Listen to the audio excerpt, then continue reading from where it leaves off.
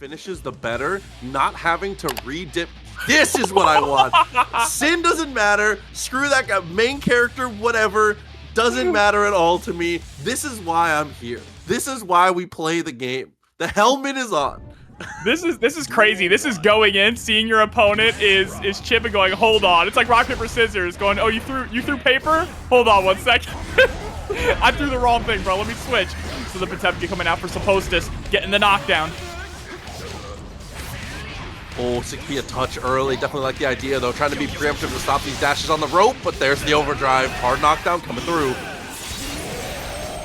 But now the problem with this matchup is if you can catch Chipp, he absolutely explodes. You win the game, but catching him is the hard part, even with Potemkin.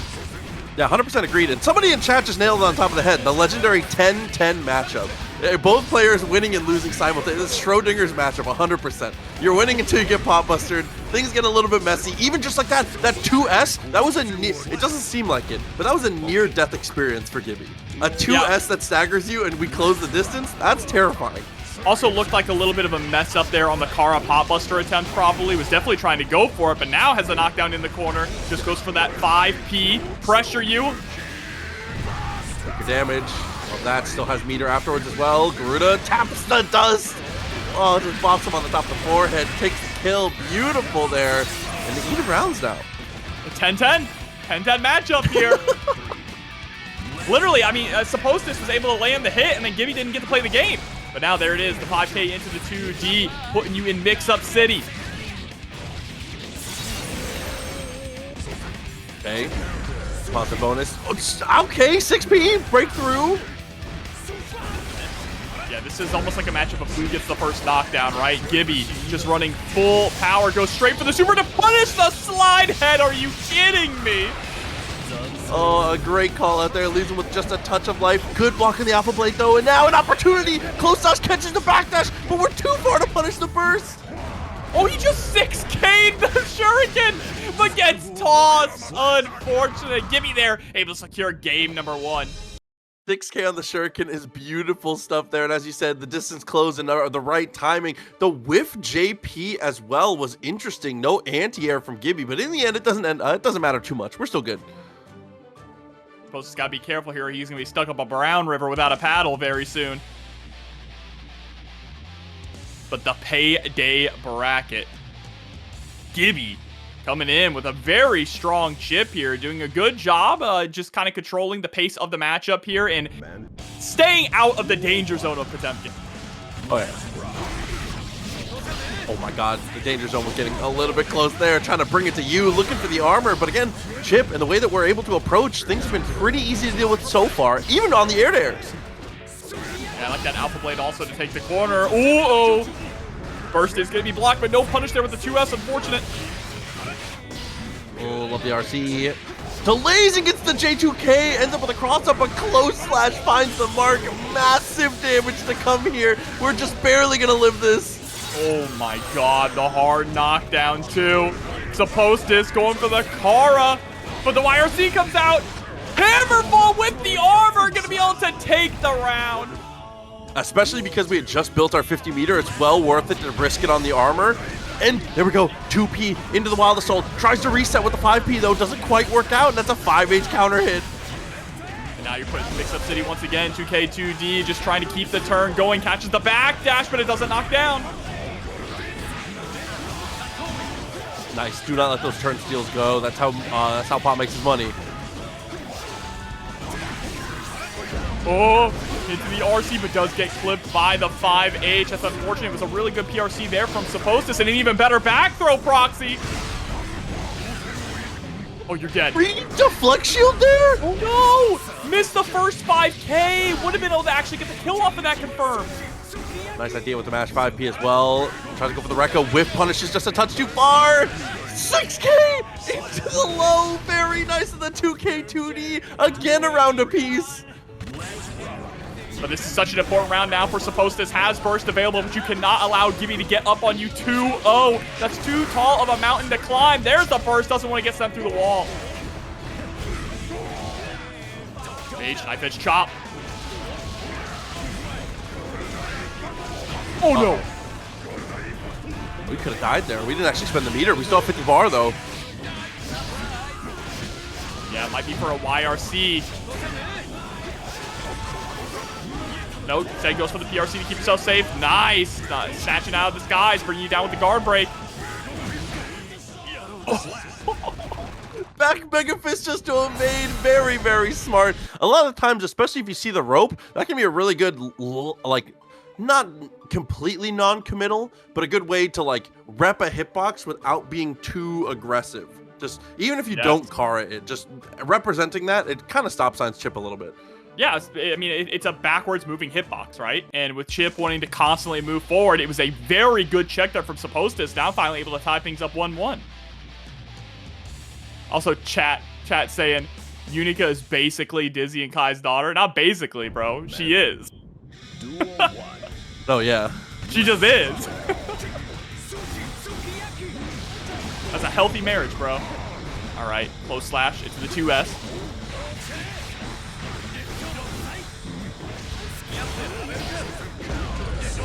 Oh! Into the 6P. Nice with the pickup. Ooh. Ran past, came through with the Alpha Blade. 6P still doesn't find the mark. Nice block of the Bonsai. Blocks all of the double overhead. YRC, 2K2D.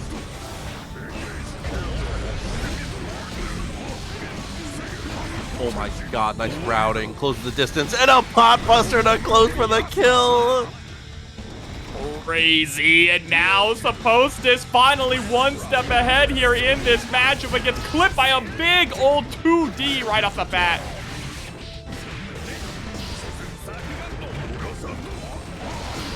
J2K able to get the back throw as well. Dangerous position for GIBBY, but able to fight it out. Big hesitation there, not swinging anything on that late dash forward. Nice connection, gonna break the wall for sure.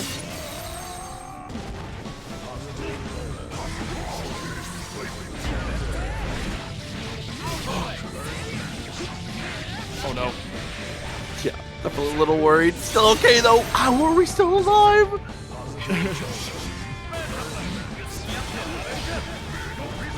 Maybe we should have died for that. The Beta Blade actually does come through, but we still have 100 meter to play with, and of course we finally send the Alpha Blade. All right, round start tries to go for the 2D. Nice with the 6P.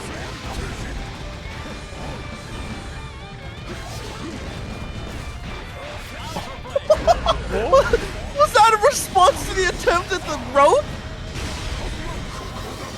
I think it might have been, but I love the RC into the 6P.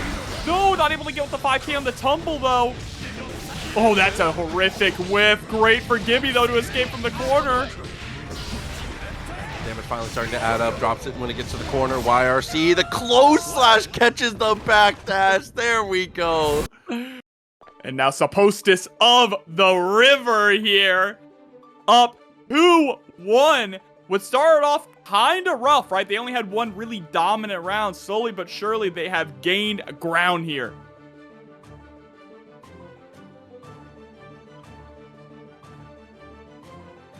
Also, I see the discourse in the chat. Let's not get it twisted. That is Kai's daughter. That is Kai's child. All right. True. If you've looked at her, spoilers if you've looked at her move set. Yeah, I mean, look, when a man and a woman love each other, when a mommy and daddy love each other, sometimes the mother lays an egg, all right? Oh my god. And sometimes that egg hatches into Unika. Duel 1. All right, round start. Again with the 5H. That would have been great decisions. Okay, we're breaking the seal on the command though as well. Very nice.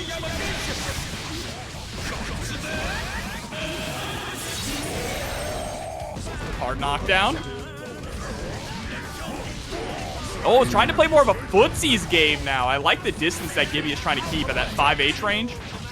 Yeah, especially close to the distance with the 5S as well.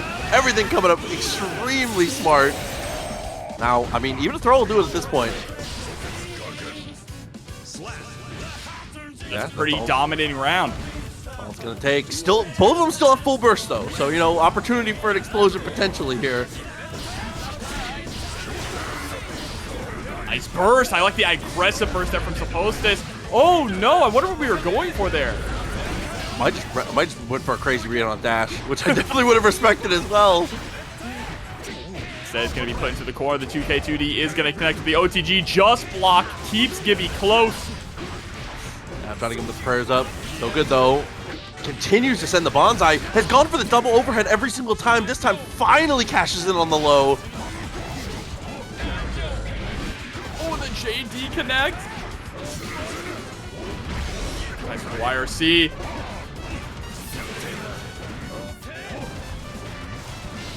I like the harass with the 5K, but trying to go for a dash cancel. Good answer there from Supostus. Just trying to find any kind of stray hit, but to no avail. 5P though, Proxy. Backdashes away from the slide as well. Finally, one piece at a time. Oh my god, no major significant touches there, but just consistent footsie wins and playing the risk reward so well, as you kind of have to. We can see that alternate win con from Chipp. Earlier, we were able to, you know, go for the big sends, kill him in like 2 to 3 touches, depending on the situations. This time, GIBBY playing it way slower, as you said. And it paying off big time, right? Supostus not able to really keep up there when it's slowed down. I think that's pretty smart here. Normally, Chipp wants to be hyper aggressive, wants to really thrive in the chaos, but when you're going up against a character like a pot that's good in that chaos, you do have to slow things down and just utilize those good buttons that Chipp has in his arsenal. And I feel like every pot in this current patch is good in the scramble. Just like with the current way the character functions, he's just not the kind of guy you don't want to beat this guy in the Dark Alley. It's all I'm saying. He's just, he is a brawler, bro.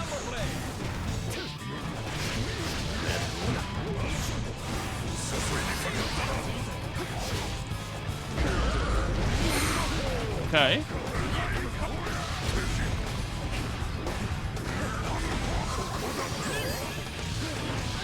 Close flash into the 2S. Give him the love. Oh no. Imagine getting the RC slowdown, you can just see the fist closing in on you. Such an unfortunate way to lose the round. Now potential set point. Supostus gets pushed out by the deflect shield though.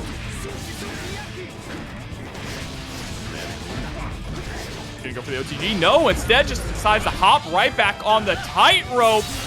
No super, just a normal wall break. Ooh, a little hammer stop there. Trying to close the distance, trying to rep the armor as he has. Knockdown finally comes through. Pop Buster is the answer. Oh, I like that little patience there into the BRC, but still gets clipped by the J2K. Good block on the cross-up and the overhead, but doesn't block the low. Deflect shield to the 5H. Shield buster rep to that too. PRC pulls him back down to the ground, but the mesh throw. GIBBY. Oh, the Mega Fist once again, and Supostus of the River does it. We'll be here before you know it. You know, I'm thinking maybe reminiscing a little too much, romanticizing the future here. We got to stay in the present. Eno versus Johnny is our matchup here.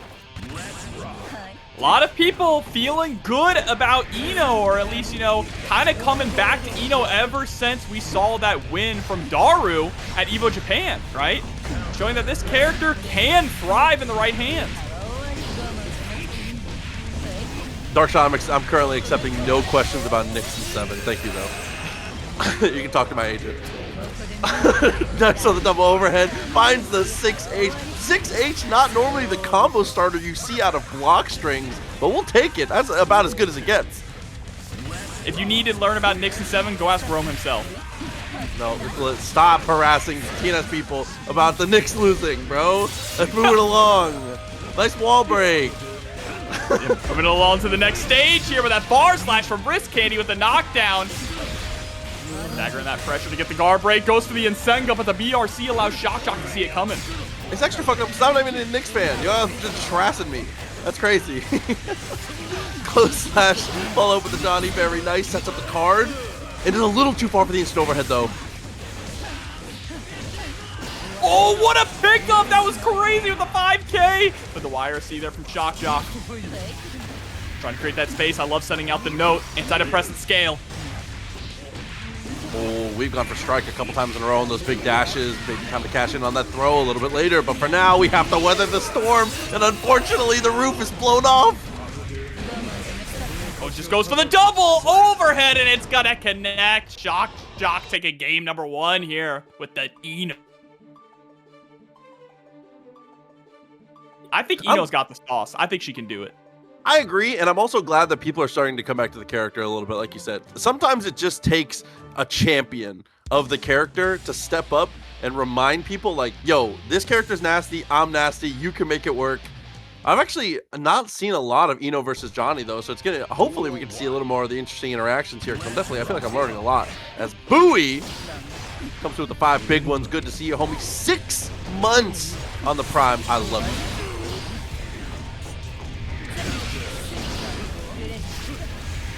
All right, sending out the note.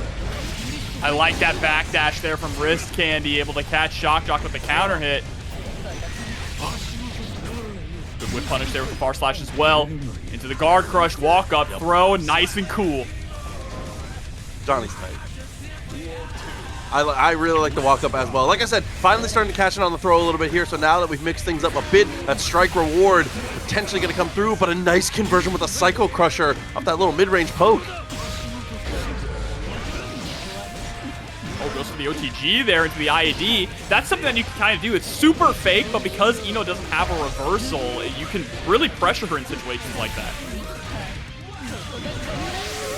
Oh, but situations like this where she's the one doing the pressuring and she's the one asking the questions, even on the backdash there, still gets caught, but luckily somehow is able to fight back just a bit. YRC re-corners him though. Again with the Nsenga. I don't think Shockjoc has bit on that Nsenga setup once yet. But hey, Wrist Candy can still keep the pressure going with it. The RC, yeah, 50-50 incoming, blocks the low.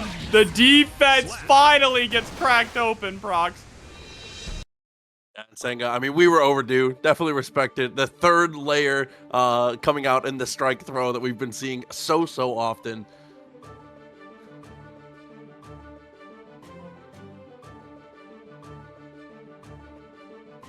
Great play here from Wrist Candy and Shockjoc. I love to see Eno really compete here. I mean, we know Johnny is also another character who's arguably in top 5. It seems to be in every single top 8 at every tournament.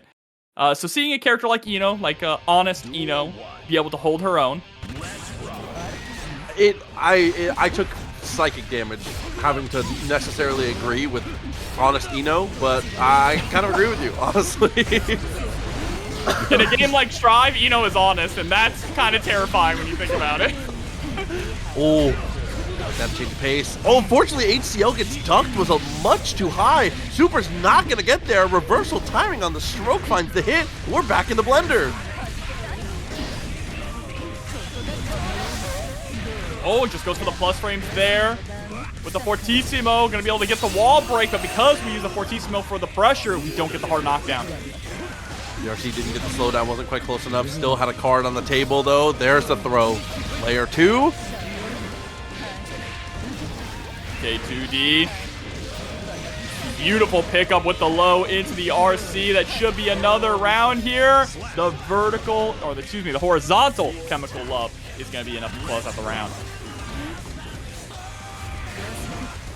Barn 2D, still okay.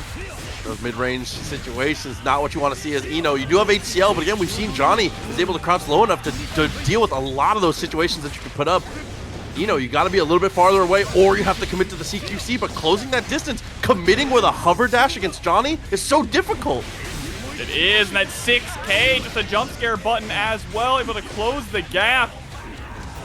Shockjoc doing such a good job finding ways out of the corner, though, but just a little too short on the pressure, gets tossed back. You didn't have to, but I respect that you did. Blocks the YRC and goes for the throw.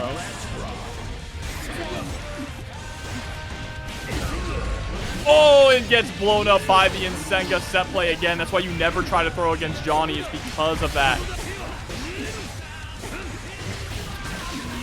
Look at that wrist gauge. Oh my god, the damage. Not going for the wall break yet because you want to try and get the kill. Pixel though still alive, just a bit. BRC does manage to get the slowdown here, but Johnny again with the normals. The fadeaway is too clean from this guy. Now Risk Candy taking the lead, one step ahead here of Shockjoc, but can we maintain the pace? I'm blown away by how strong Shockjoc's defense has been in the corner, been able to block so many of these mix-ups. Eventually they get hit, but that's just because they blocked like 6 different high-lows, and one has to connect. So, I mean, the struggles of using the hover dash and being able to close the distance, looks like we're going to try and opt out of that. We're going to go to the flag instead. The Sin Kisuke is going to try and be the answer here. Definitely a character that can hold their own a little bit better at mid-range, as well as brute force options potentially a little more aggressively if we so choose. As you can see, even there, using the calories and the wild assault, and then finds the close slash. I like this swap here. Sad to see. Having to abandon the Eno, but Sin is a very solid character, especially against Johnny. Some similar tools too, right? Like you saw Stroke the Big Tree being used to get underneath that far slash. This time, Shockjoc using the Stun Dipper.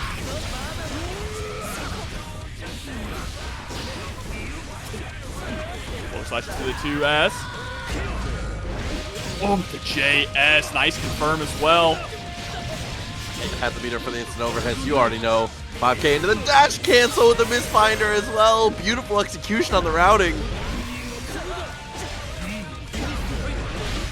Oh, I really like the idea there from Shockjoc to try and go for the beat driver in recognition of the card getting tossed, but it was just too slow. Oh, dashed up and delayed just a touch too long. That JK, we got those extendo normals on Johnny on the jumping. Slow things down just a little bit here. Into the burst. Whoa, able to block the other side 2K? That's crazy. Oh no, and with the momentum stance on stances, they fly forward. There it is, the beat driver. Well, the farther the Sin metagame is getting pushed, the more we're going back to Rev 2. People are using beat driver like it's a few years ago. Do you remember when he first dropped and people were like, this character doesn't function, and they're showing all the beat driver punishes? And everybody was like, ooh, I see. Like, it's like, hold on, you can follow it up.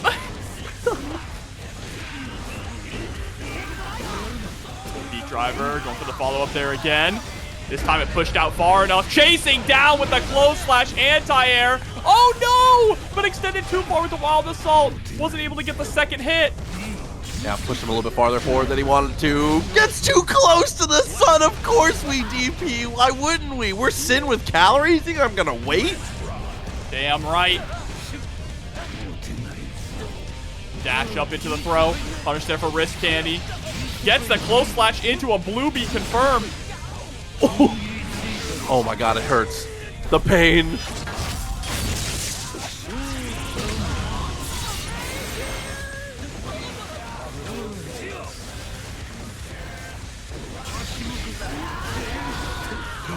Ooh, that gap closer was scary. Yeah, both of them approaching that system of neutral pretty evenly there. Are we gonna get to the wall in time? The burst comes back exactly in time. Oh, into the 6P. Sent all the way to the corner. This is a massive opportunity. Last chance here for Shockjoc, but it's gonna get caught by the low. Wrist Candy eating up the opportunity here and moving forward in the bracket. Not that bad on launch. No, it was that bad on launch, but it got better. But that's how good the anime was. And people were like, hold on, was it actually that bad on launch? I gotta lock that back in. I really need to get my views in. But once again, another one of those matchups, another one of those fly versus fly swatter type of matchups here, but a little bit of a different brand this time. It's gonna be that Millia trying to get away, trying to escape from the man in orange, from Mr. Goldlewis. Oh my god, the lasagna slayer himself. Jikh, help, help! Oh the wrist gauge is blinking. We call it the fear bar. K2D though, and the cross up, the double dash, fakes it on the overhead, beautiful stuff. Blocks on the Capel as well, but unfortunately the layers are too much. Oh, the 2B catching. Gets the cross up, giving Millia a taste of her own medicine. Oh my god. You know what? Nothing makes me happier than Bad Moon with no meter. It's unblocked. I'm telling you, it's unblockable. Of course. Of course it's unblockable. Because why would you ever expect it?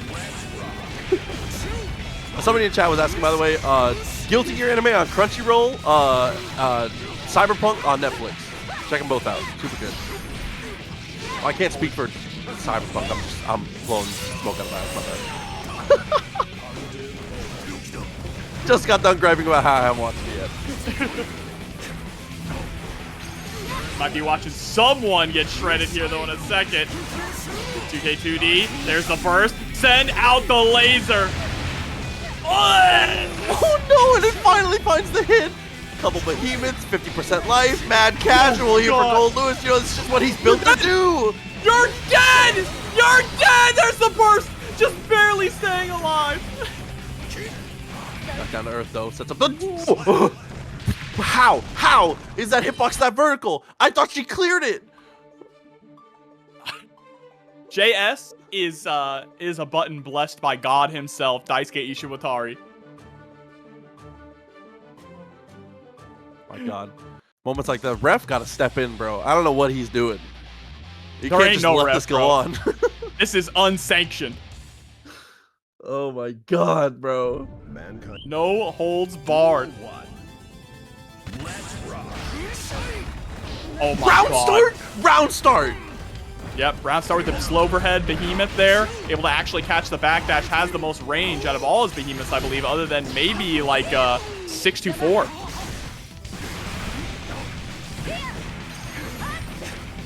What defense from Lasagna Slayer, blocking so many left, rights, overheads there.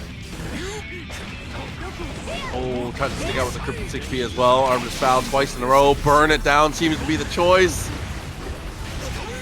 I love using Burn It Down in this matchup, though. It's actually very smart from Lasagna Slayer because the hardest part about fighting Millia is catching her, right? So if you send out an orbital laser, you're going to force her to block and pull her to you. No, definitely agreed. Oh my God, the command movement timing was beautiful. Just barely slides past the semi-truck of Goldlewis with the White Wild Assault. But there's the punish on the dust with the behemoth. Oh, empty low is going to be able to connect into another disc, and the fastfall is going to take the round here for Jikh. Back in the mix. Goldlewis almost has that burst. JH finds the mark. Very nice. What's this going to set us up? It's going to be heavy disc into the throw. The fake disc, actually.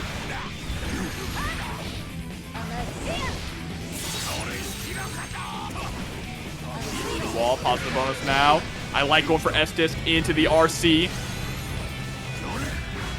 And now just trying to be as slippery as possible using Compel there. 6H is going to get the counter hit and bait out the burst. Lands against the connect. Very nice. Millia manages to survive this one 1-1 now.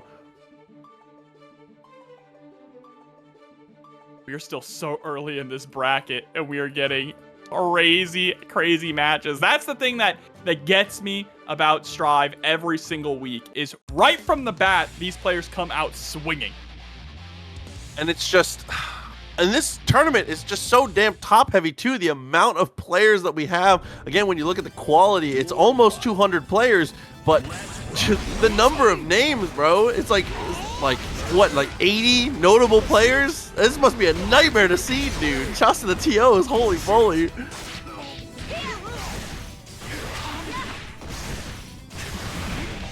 Oh, trying to go for the cross up there. It was a double air dash. Nice whiff punish. Don't let Goldlewis get away with whiffing behemoths like that, but now it's time for the orbital laser once again. Oh, got the 2P also. Love the decision. That whiff 2S still finds the touch afterwards. Back to the same side, the classic anime. Find that one touch. Yeah, exactly. You don't carry meters to the next round. Oh, just got hit. It just said, we mash. We mash 2P. And I'm telling you, that's the best way to play this matchup. I completely agree with you. Using that as often as possible. Listen, burn it down. Gold. It's Gold freaking Lewis. You gotta do it. The visionary, the architect, down with the system. It even works for Strive Dog, the Monday Night Messiah. Goldlewis gets it done. And look at the Chipp. You just die for it. There's just no counterplay at that point. Like, you have meter. What are you going to do? Just FD 16 more behemoths at that much of a life deficit? Like, dude. As one TNS St. Cola would say, all chip, no dip.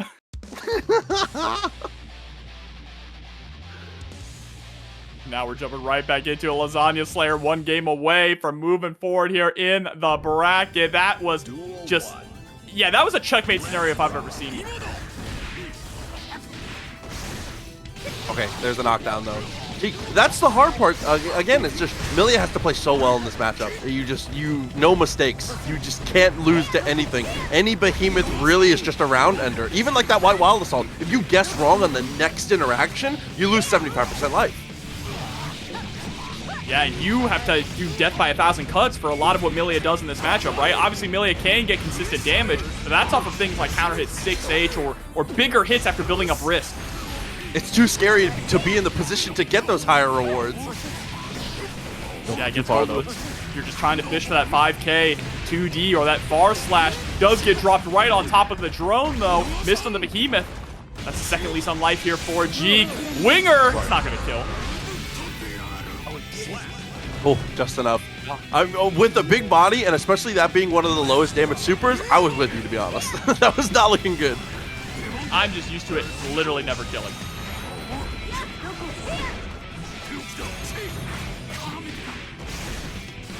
Putting up the disc once again. What a press in the 2P, but an even crazier press in that gold burst there, getting that positive bonus. Nice block on the cross-up as well.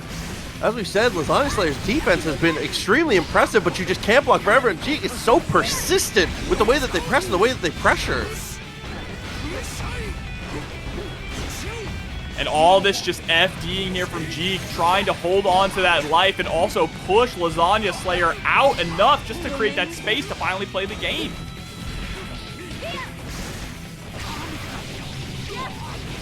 Oh, tapping legs, beautiful stuff. This one, I think, is going to be just a pixel of life left, but Goldlewis, a lead is never a lead against this guy. Oh. That was absolutely deflect shield. Wake up deflect shield there from Lasagna Slayer, but because of the dash through into Artemis, ended up getting White Wild Assault. Yeah, definitely an unfortunate situation, but good on Jikh to actually bait that out and to have an option that's able to evade once it does come through. 2-2, a very well-earned game 4 on the side of our Millia hero. Can our Millia hero carry it all the way to victory? That's the real question.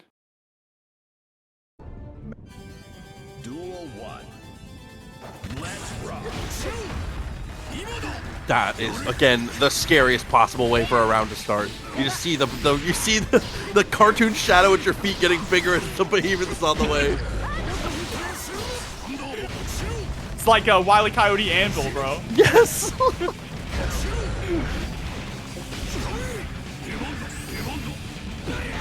Okay, what?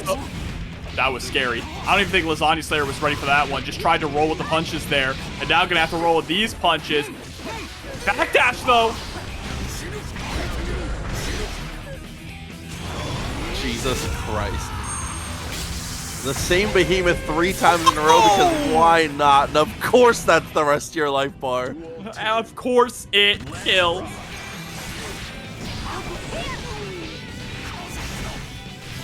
Christ, ankles get split open on the Artemis back to the same side. Beautiful stuff. Another cross up with the JH. Oh, this time doesn't go for the full fastball. Stops it short with the Capel. Remember, last time we fell into the corner to go for that left-right mix.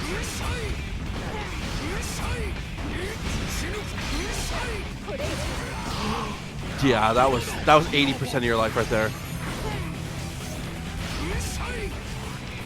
And now it's Lasagna Slayer trying to be patient. Ooh, was trying to get Jikh to come in, and that's exactly what Jikh did here. Now sitting at set point, final game, final round. I just don't think they were expecting it to come in like a rocket like that. Just a little too quick on the draw. A nice whiff punish though on those behemoths. Can't let them swing those full screen.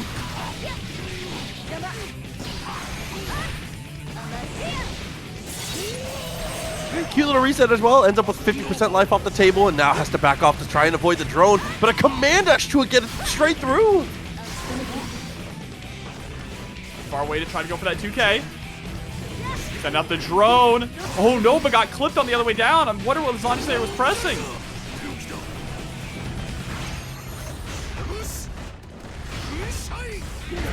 Oh, we're just trying to swing for anything here. Jikh doing such a good job being evasive, and that evasiveness is going to allow us to fly our way up in the winner's side of the bracket with a perfect. On whiff, you get destroyed. But we are going to be getting Unika here. Unika up against Slayer. Now, this is going to be an interesting matchup. That's one thing I love about new characters dropping and them being good, is being able to learn these matchups. Yeah, so definitely going to learn some stuff here for sure. As you can see, already going for the overhead. Had the empowerment off of that one, but Slayer. Whoa! Ref, do something! I'm dizzy! I don't know where to look! See? What is that, bro?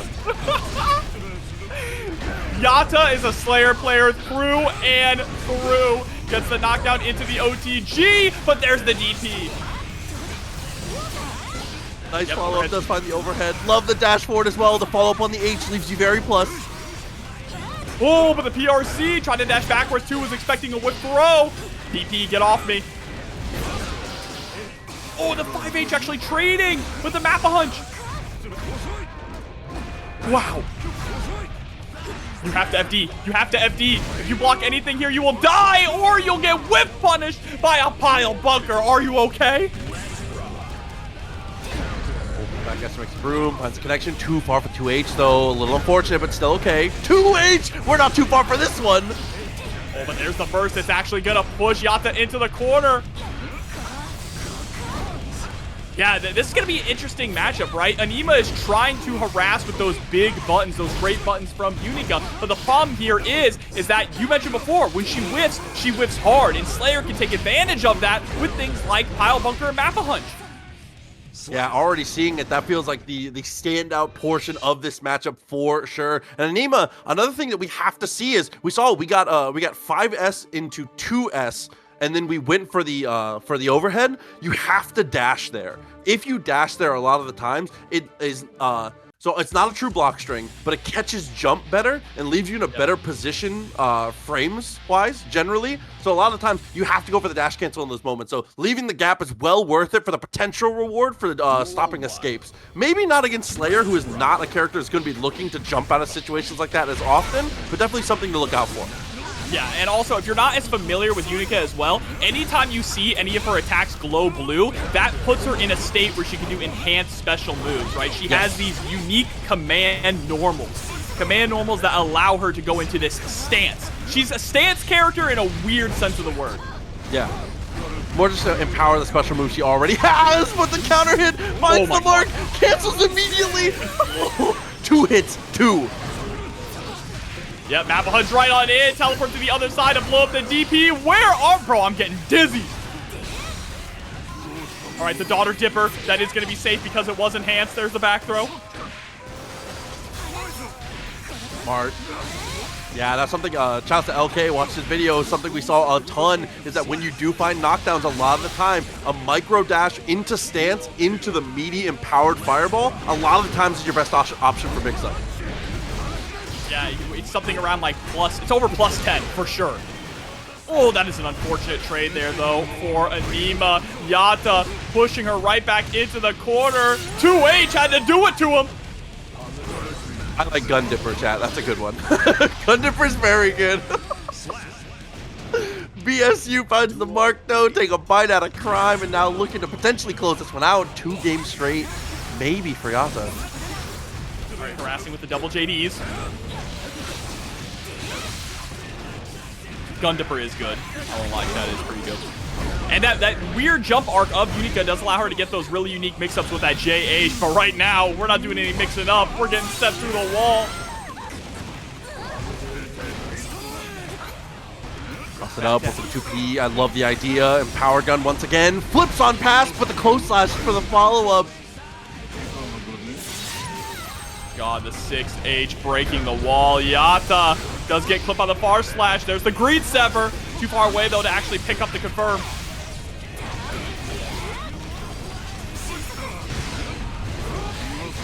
Oh, that just caught. Yeah. Damned if you do, damned if you don't. You'd have to react to whatever button that Yata pressed there.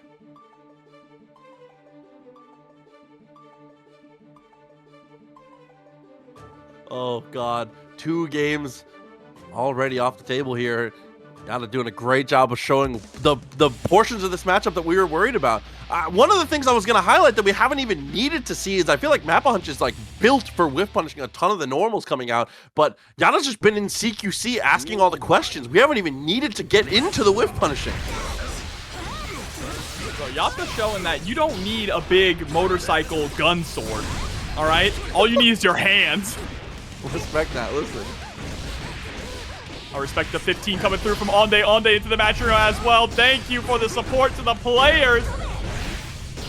Okay, good DP though. Oh, and that quarter forward S, also very, very strong to be able to control the space. Massive distance on that.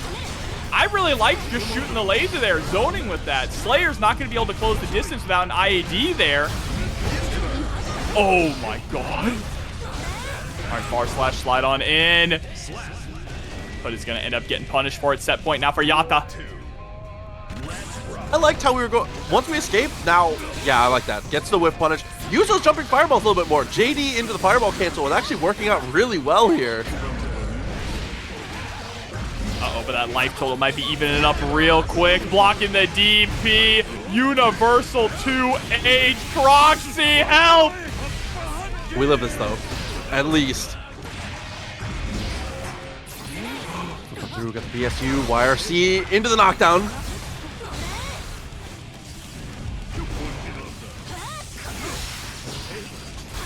Nice again. I don't know that Slayer has a lot to do against that double fireball in the air. He has to make a big guess, just like that, though. The map 100 to the 5K. All right, if it's big damage, if it's people getting a gun pulled on them and getting robbed, that's what we want to see, all right? We want to see a bar fight, a slugfest, and we might be seeing that right here with Goldlewis on the screen. Every time Goldlewis blesses the screen, you already know there's the potential for it. But straight away, we find the stroke, find the knockdown. KidDracula off to the races immediately. And side swaps out to be able to get better pressure and not have to deal with the wall break. I love this decision making. And we're going to be able to get the wall break here for that positive bonus. Whoa! The HCL fast RC just to close the gap and keep the pressure on. KidDracula with a perfect to kick this off. Yeah, and I mean, just everything about it, again, was beautiful. Finds that first hit, repositions perfectly, wrote the book on it in round 1. Ridiculous. Still, also, has not gotten touched yet in this game, Proxy. Doesn't get the wall break here thanks to the burst of Cheryo, but still, Cheryo's locked down in the corner. JD gets us out. Yeah, finally finds an opportunity there. Psycho Crusher after the slowdown? Not a care in the world? Listen, action first, consequences later. KidDracula has all the answers, gets the wild assault, gets the finish, and aside from one stray D, that is 2 beautiful rounds strung together from KidDracula. I think KidDracula might have seen Daru's performance in Evo Japan and was inspired, because KidDracula is a good Eno, but that was an insane first round to kick off this set. They are looking cleaner than I have ever seen them. Yeah, Cheryo, I mean, no notes for Cheryo, not because, we just didn't really get to play. No, they got hit. The notes are don't get hit. Yeah. I hate when the advice is like, hey, win 99. There we go, that's a good start. Gets into the behemoth as well. We're looking a little more in our rhythm as we get that pressure and the knockdown into the corner with more than 50% life gone. Even now, there is still hope in Eno players. Now Cheryo going for the PRC super into the back throw on KidDracula. Now finally starting to take charge of the match here a bit. Love that jump in timing. 6P was beautiful though. Whatever she does when she does her 6P, that's the goofiest normal I've ever seen in my life. Double 2P into Behemoth. Oh, the neutral jump JD, actually kind of a genius move, covering so many different options from Eno.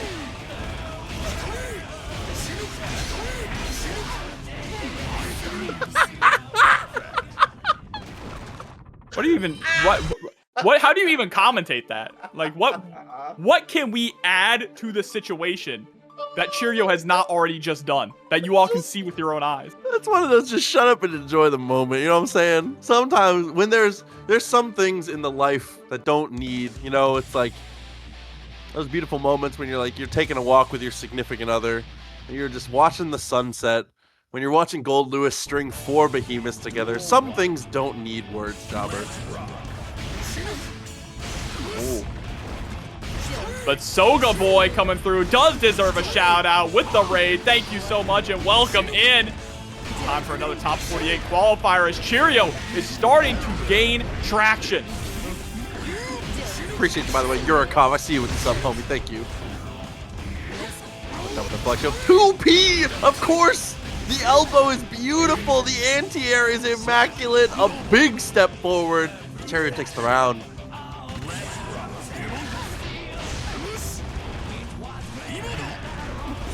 From JD again.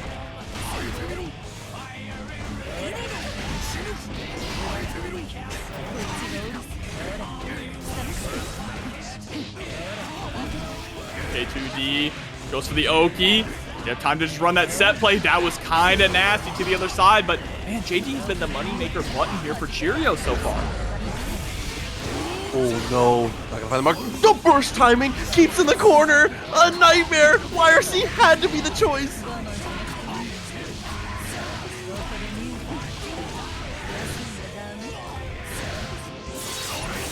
All right, through the wall. Oh, the wild assault getting blown up.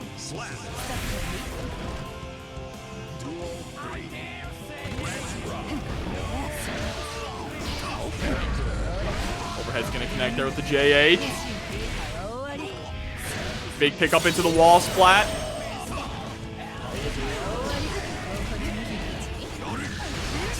Oh, okay. Jumping timing is definitely good.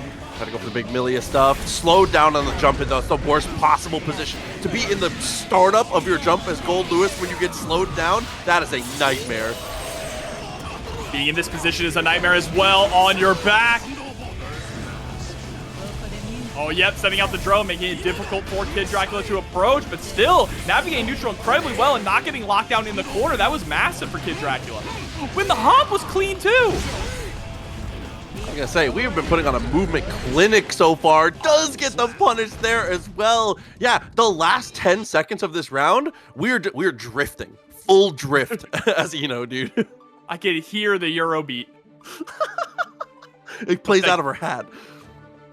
That's what the music notes are, brother. She's got a JLB speaker in her hat that's just crazy. The bass on that? The JBL speaker in the hat is nuts.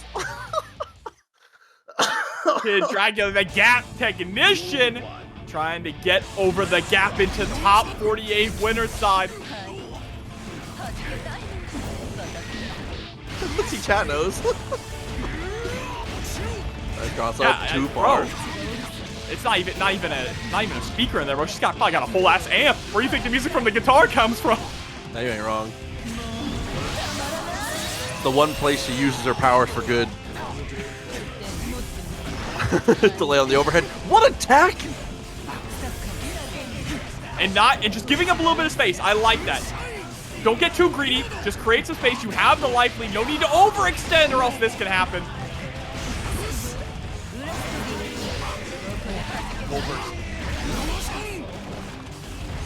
Back with the wild assault.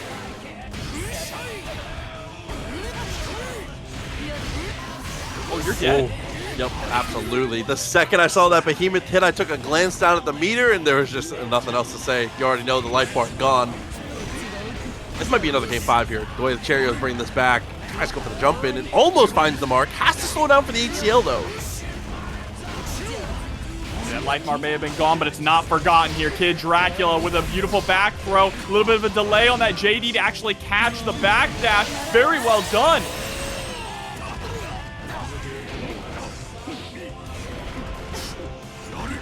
Oh, that was a crucial timing on the jump over. Back into the behemoth now. Burst is available and it's going to be spent right away. And with the movement here over the drone. We're gonna see a burst from Cheryo. Instead goes for the YRC and gets the JH, but no follow-up after.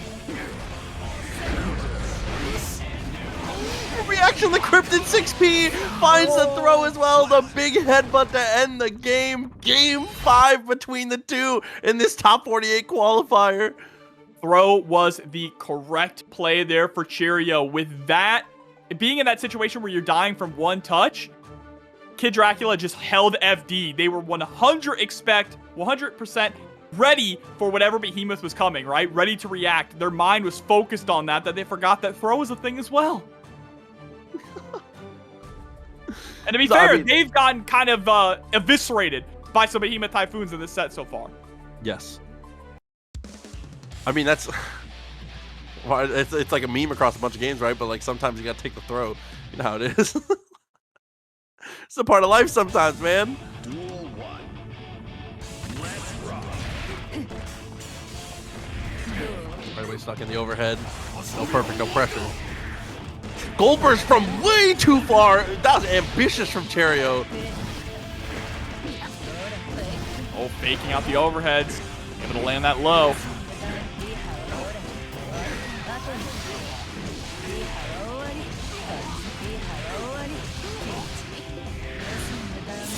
Beautiful round here so far for KidDracula in full control. Cheryo with no burst. Uh-oh, are you blocking? Please tell me you're blocking. No, was in the startup of the hover dash, so no way. Good 2P though, what a way to check. After catching a cross and just barely getting back on your feet, what a way to be so brave to check there. Fantastic work. Oh my god, yeah, you got a burst there. KidDracula's life flashing before his eyes.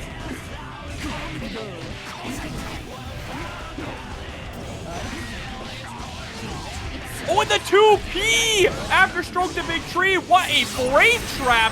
KidDracula now with a solid life lead and a positive bonus to boot.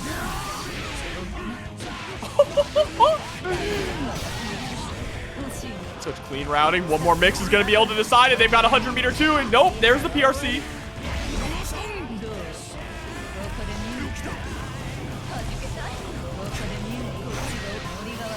Right underneath, had the RC to protect himself, and it ain't nothing to him. KidDracula moving on to top 48 winners. That's crazy, but on the flip side here, pearlbot is going to be coming in with the A.B.A, the lovingly latched on homunculus.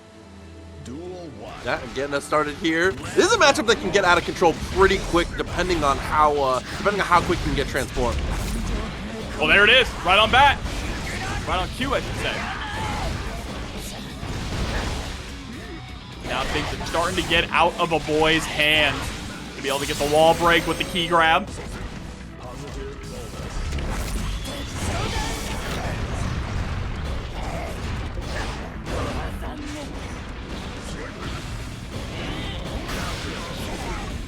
Oh, Sake Tanuki coming through with the $10 with the tip.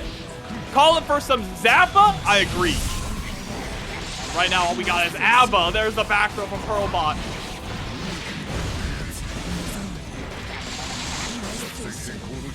Slow is gonna connect. Duel 2. Let's rock.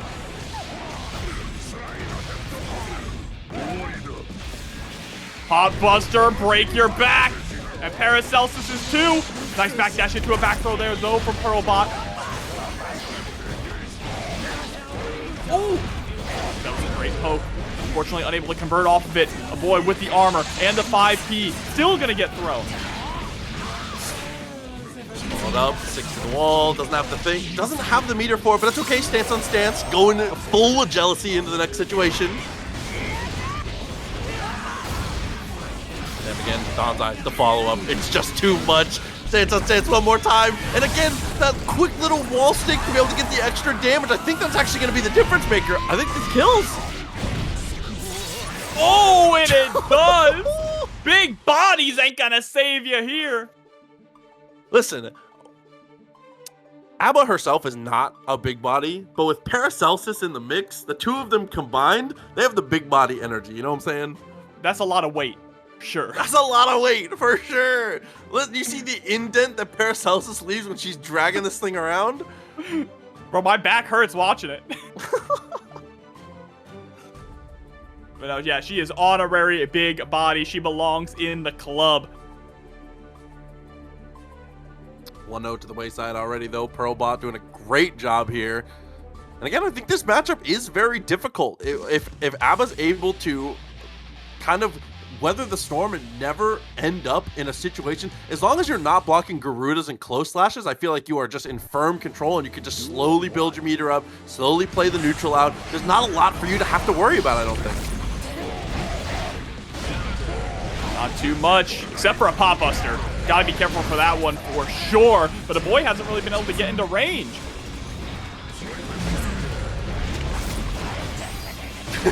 KegW with the tip, $10. I think there's text-to-speech on the YouTube. Oh my god, more to the Yamazaki fund. Appreciate you a lot. Thank you very much. Tong, listen, I'll make sure I'll forward that one to Tong, don't worry. Uh-oh. For this one, Pop Buster all the way into the corner. Oh, you're dead. Good night, princess.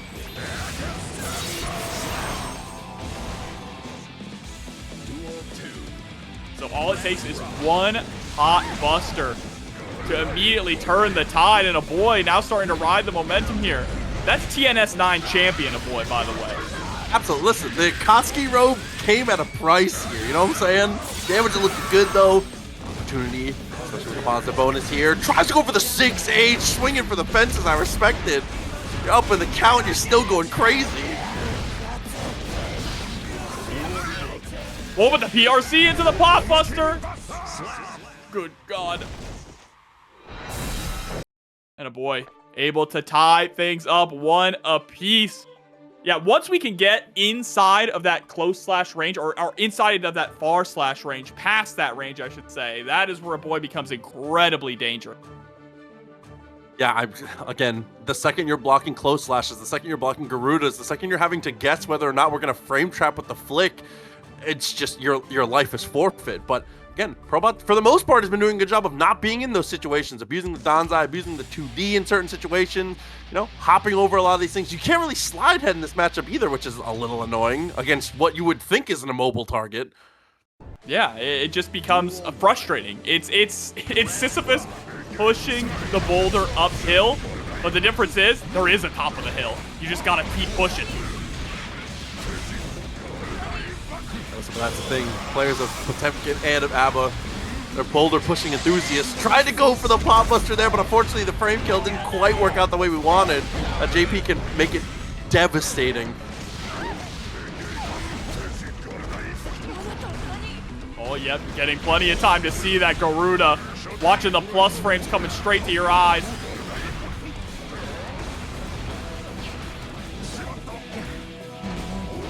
That was such a cute idea that didn't quite work out.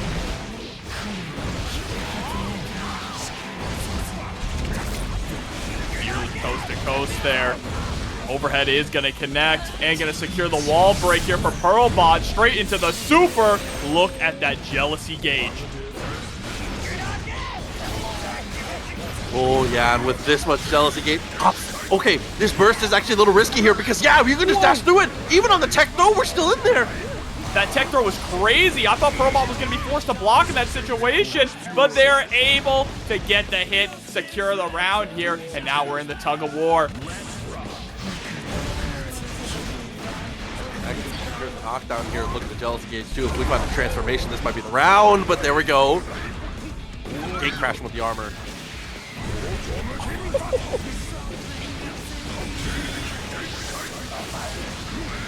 The Gigantor Kai.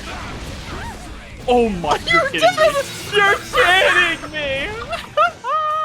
I didn't think the extension was going to make it to the wall, so I was holding my breath, but Jesus Christ, we got there. God, I love Potemkin, bro. Pearlbot able to get the wall break. Not with super, though, unfortunately. But still has plenty of jealous rage to go around. Oh, Balhazar coming through with $25 into the Matcherino. Thank you for the support. Arakune coming for the layup and a perfect for pearlbot. Yeah, I was gonna say at that point, the door is open, super plus. Even if that doesn't hit, the plus frames are just a little too much to deal with in a moment like that. Aboii tried to go with the preemptive 5K to stop whatever the dash up option was gonna be, having like one of the, if not the most active 5Ks in the game. Potemkin's 5K is that normal is goofy. It is. It's a pretty goofy normal. Let's see Like, what we can make happen now. It looks goofy, and also the fact that the frames that it has past QA is also a little goofy. Like there's layers to the goof.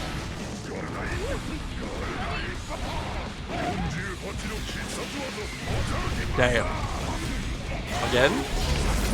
Nice goal.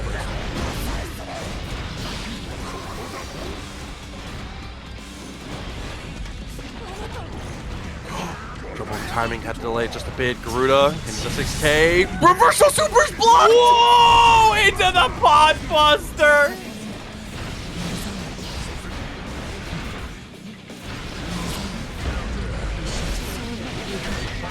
Oh no, whip for the reversal timing again. It doesn't work out this time. The wall break comes through. It's gonna be a hard knockdown with maximum jealousy. Aboii. Let us pray. YRC, hands off, give me some space.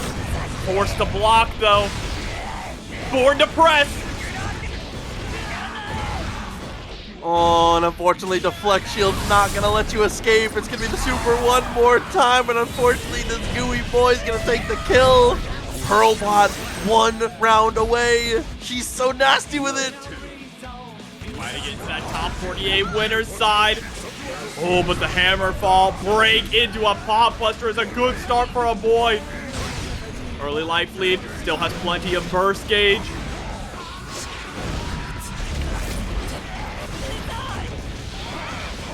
Catching the back dash with the close slash, gonna pick up with the Gigantor as well. You're dead. Oh my god. This is always so sick to see. Nice trade on the 5K. Tries to go for the whip punish. Of course, we just commit the armor. Beautiful stuff.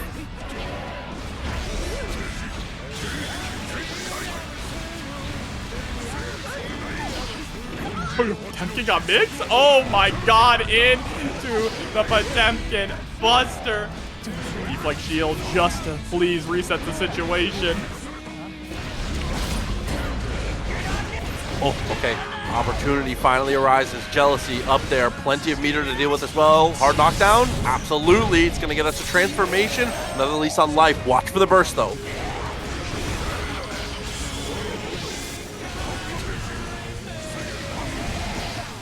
Let's get that OTG, and Gigantor's gonna keep going. Oh, the clash was so scary. 5D too far away, and it would have worked, Proxy.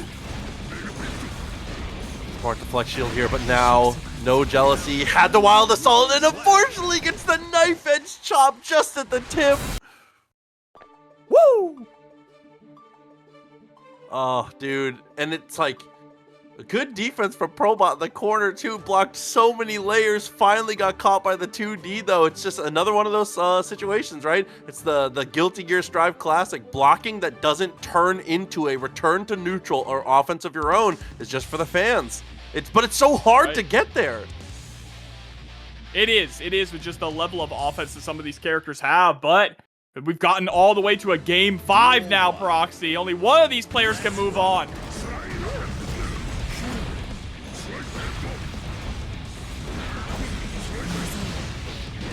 Slide head losing out. Pearlbot landed just a little too late. And trying to take an aggressive angle on wake up there. Doesn't quite work out. This time mashes on the 5P. Again, it's not going to find the mark.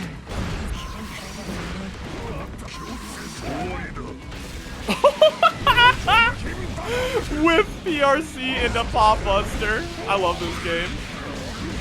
Ooh, nice conversion too. Love that with the heat tackle. Oh no, and that should be the round. But no, was too far. Just gets 2K 2D. Damn.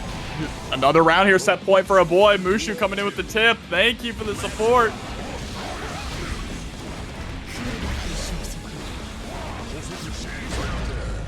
Oh, Flick actually going to connect this time.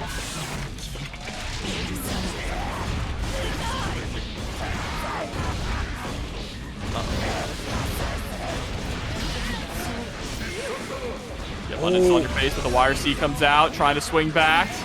This time going for the low. Thought Pearlbot was going to try and jump out of the Pop Buster.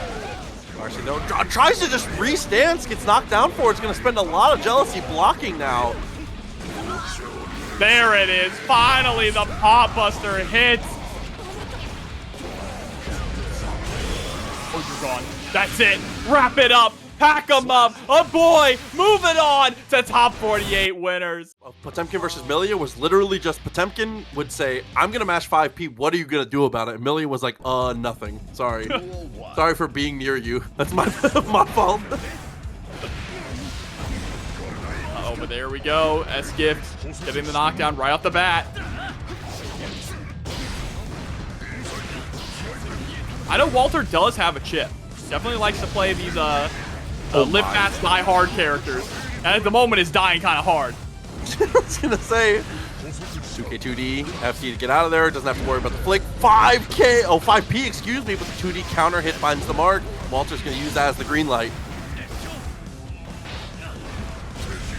Oh, but that 5P being a big red light, a stop sign here from S-Gift. Saul Goodman with the $10.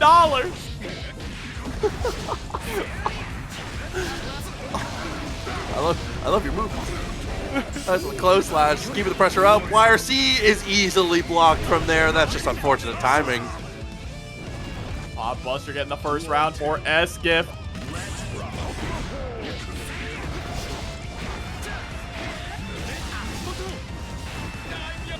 Okay, trying to reset the situation a little bit. Nice throw tech there, but Walter putting the buttons on S-Gift here in the corner and gonna get the wall break. No positive bone. I mean, no hard knockdown, unfortunately, but does get that positive bonus.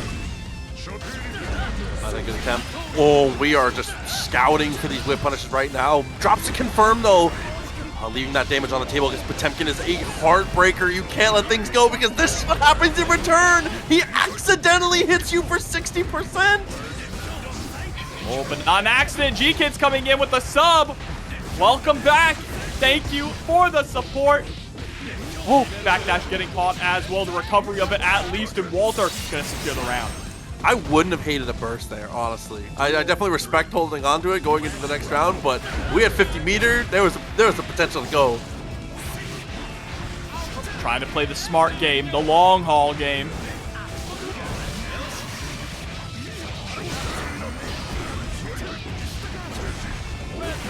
Okay, dealt with. DP back hitbox barely hits the JS.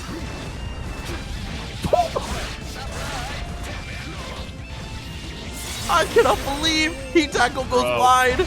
Connection comes through. Walter dodges the white wall assault. Oh, sets up the rope though instead of just going for the pickup. And the 5D is enough for Walter to take game number 1. Really bringing it back in a big way there because S-Gift looked like they were in full control for most of that round. Or most of that game 1. I appreciate that though, the shift change. Switch the disc to DNF for just a second. The Swift Master on the tap dust. Beautiful. Hey, funny you mentioned that, Proxy, because we'll talk about it a bit more after this. But this Sunday will be some DNF dual action on TNS. Right now, though, it's all about Guilty Gear Strive.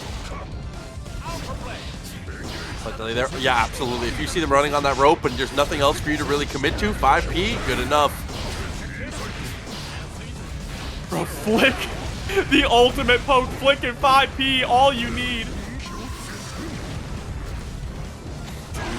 Try to secure some kind of anti-air there. Armor ends up working out. 5P whip and gets the kill. You're gone, Walter. Oh, Walter. Walter, you burst, Walter. Walter, you had burst. Off the wall's good. Double overhead dealt with here. S-Gift blocking things out. Ham! Okay, a little defensive gameplay coming out. S-Gift showing things off, but finally with the 2H.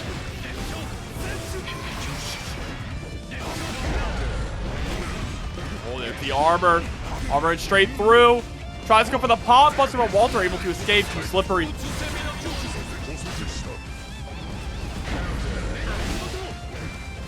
Okay, we're getting a little experimental. Late JS into backdash there when Walter was just standing still.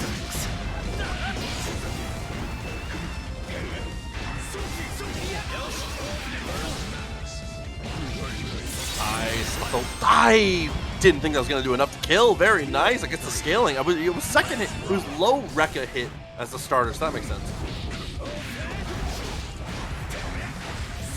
Same side there. Oh no, Eskip getting caught trying to press. Backdash, heat tackle. We're on it.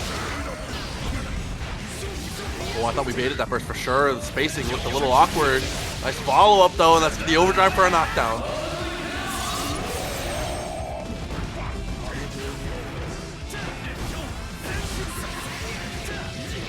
Not gonna be able to kill. Oh no, will be able to kill with the super. The extra damage should be enough from the wall break, and it is.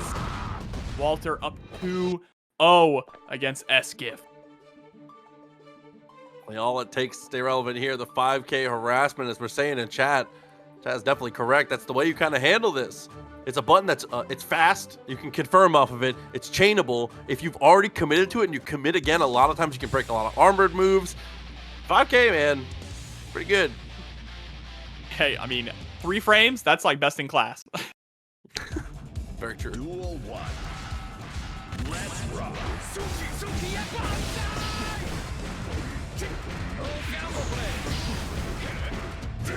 Look at this, just harassing over and over, trying to kick down that door.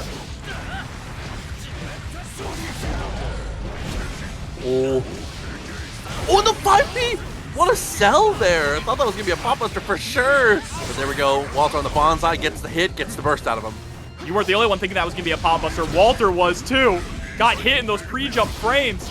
But now slow and steady. Eskip just trying to move forward. Always keep moving forward, Potemkin. YRC into pop buster. Thanks for the round. Yeah, hat meter, even if it wasn't going to kill. Beautiful stuff. Finally looking to get on the board here. Walter, 2 rounds away from closing this out in a strong anti-air, especially on the counter hit. Unfortunately, pushing Eskip out of the corner. That's massive. Counter has plenty of time to set up that Garuda, but we beta blade out.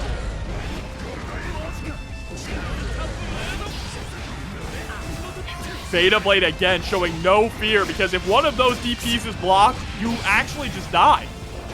Well, it's the rest of your life one, and it doesn't matter if it's round start or whenever. If there's resources on the table, Potemkin kills you for it. Yeah, you have to be confident with those DPs, and Walter has been. 6K gonna connect immediately into the 2K. Set point. Duel 3. Let's rock.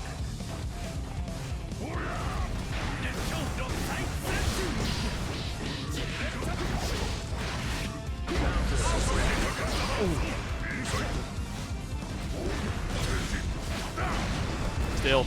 Oh, heat tackle. I like the idea there from Eskip, but you're gonna need meter to back that up. Ooh, overhead full send, gets the throw. Walter, one more touch, anything. Dude, it's time to unsheath the command throw. It's finally time. It'll work too. That's the thing. It absolutely will work. Or the air throw. Close enough, Proxy. But not a close match. Walter with the 3-0 victory. Guts, a lot of life. You have room to make errors. He is a tournament character. He is built for this, bro. He can accidentally win. We love that for him. All you need, like we've seen time and time again, is one pop buster to immediately change the tide of the match. For your boy Squanto getting the first blood. Still pushing to the corner though. Oh, nice flick. That's a crucial portion of this matchup for sure. Knowing the timing on flicking the swords when you get stuck in the corner is everything. Yeah, it's the strongest tool in this matchup, 100%. If you can't do that, you will get mauled. Ooh, bar S, beautiful. Knockdown. Oh, the close slash is dastardly. Harassing there with a couple of Garudas. 3rd time's the charm into the RC, make it 4. We are going all strike, no throw, and the Mega Fist right on the dome. Finally commits there with the Mega Fist, as you said. And it's one of the things, one of the grappler states of mind. It applies to other characters, but grapplers show it the heaviest. A lot of times the idea of an option is more important than the option itself. You don't have to use Pop Buster for it to be on people's mind.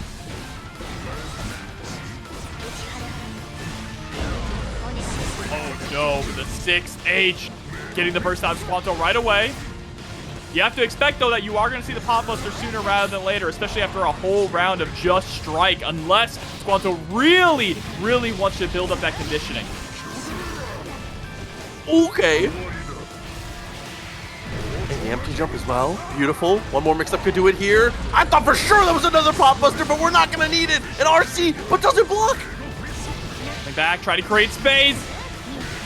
These buttons, though, Squanto unfortunately getting clipped in the air. What a win for RedDitto. I think that Squanto thought it was going to be a delay because that felt like too obvious of a burst point. I think we just overthought that one.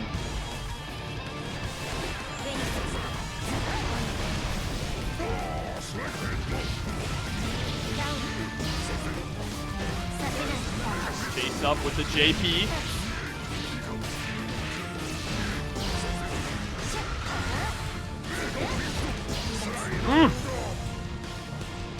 Side head, didn't quite find the mark.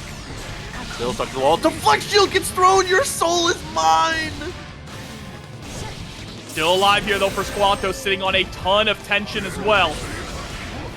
And gets a fast RC. Nice routing. It's the hard knockdown there with the hammer fall. And whoa, the big boy can mix.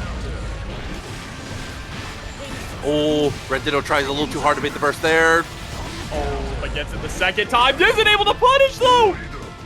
Are you dead? Oh, because you tried to bait the burst.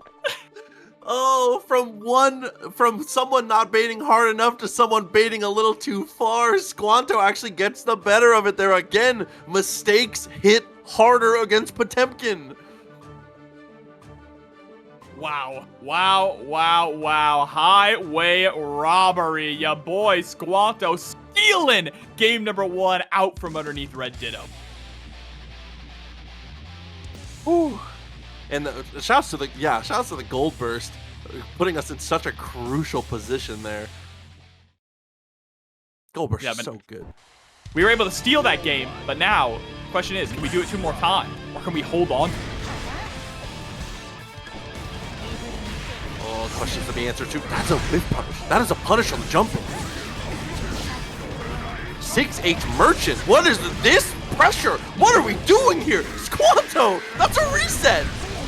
Oh, you're a goner. You're gone. Oh. Heat knuckle through the wall. Good night, RedDitto. I'm perfect. That whole sequence is disgusting.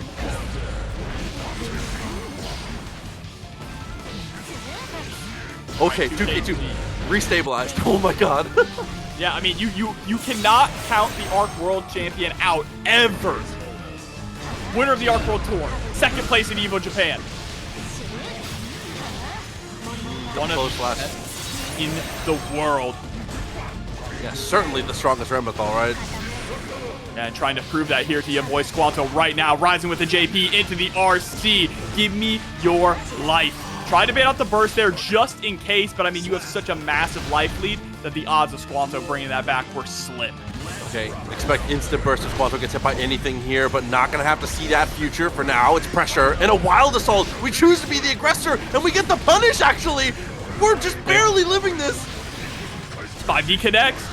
Oh no, but the wall splat saving RedDitto's life. Magic pixel remaining. Can you make the comeback? Oh no. Dude, I mean, you can be that aggressive in that moment. You got the Aegis Reflector creeping up behind you as well. Squanto. Jesus Christ. Squanto up 2-0 right now against RedDitto in this top 48. This is unreal, Proxy. And the winner of this goes up to face Jikh. Okay, deep breaths. Never over till it's over. We have talked up this Potemkin. We've talked up the opportunities and the type of pressure it can put out.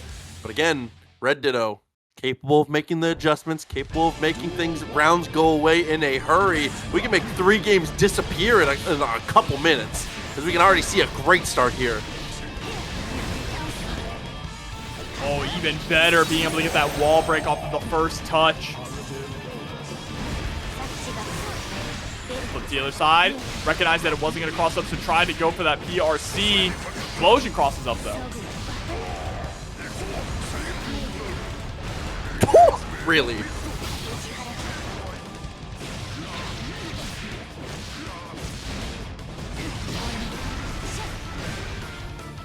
Fast keeps the pressure up. Life gauge not looking great here. Squanto tries for something, unfortunately gets caught, and the secondary mix-up finds the mark as well. Mortabato, of course it kills.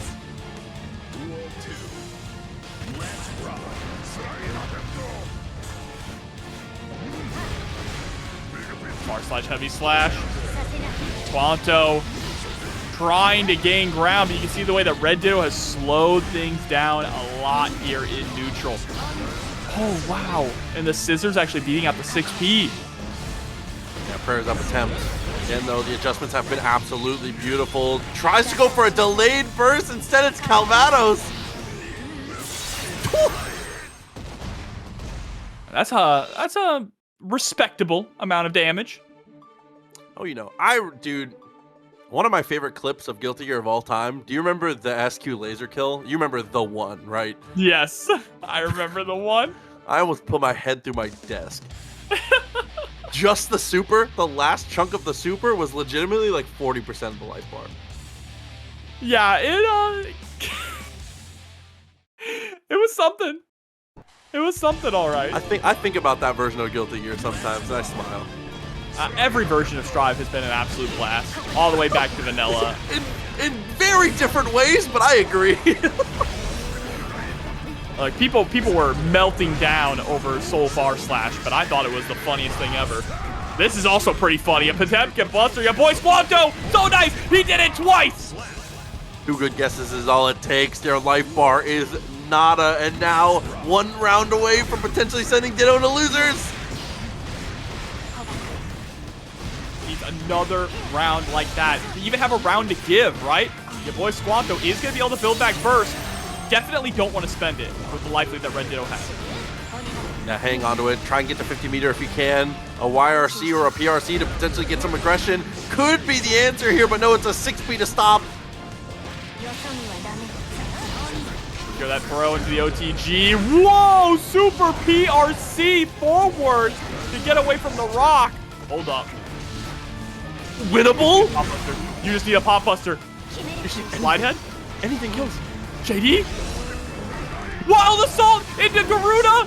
Oh, the pop buster! Your boy Squanto taking down the Arc World Tour champion. Dust RC straight through into the throw, preying on the reaction time of Ditto, and sends him down to the loser's bracket. That's your boy Squanto, you know what I'm saying? Slayer right now. There's some bangers going on right now, bro. Too many good matches, not enough stream time, man. Duel 1. Let's rock. All right, jumping right into it. Oh, trying to go for the pop buster there right off the bat, but got blown up. Now MFCR just immediately putting Aboii straight into the blender. Got the headbanger after the out of the back turn, finds the hit. Of course, with the amount of meter we had, the RC was inevitable, and that's gonna be the kill for round 1. Yeah, pretty much all. Not pretty much, all MFCR with the perfect there.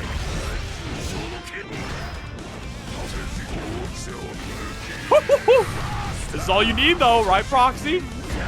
Yeah, these rounds can go way out. Oh, it turns into the equal sign though. Beautiful on the JH.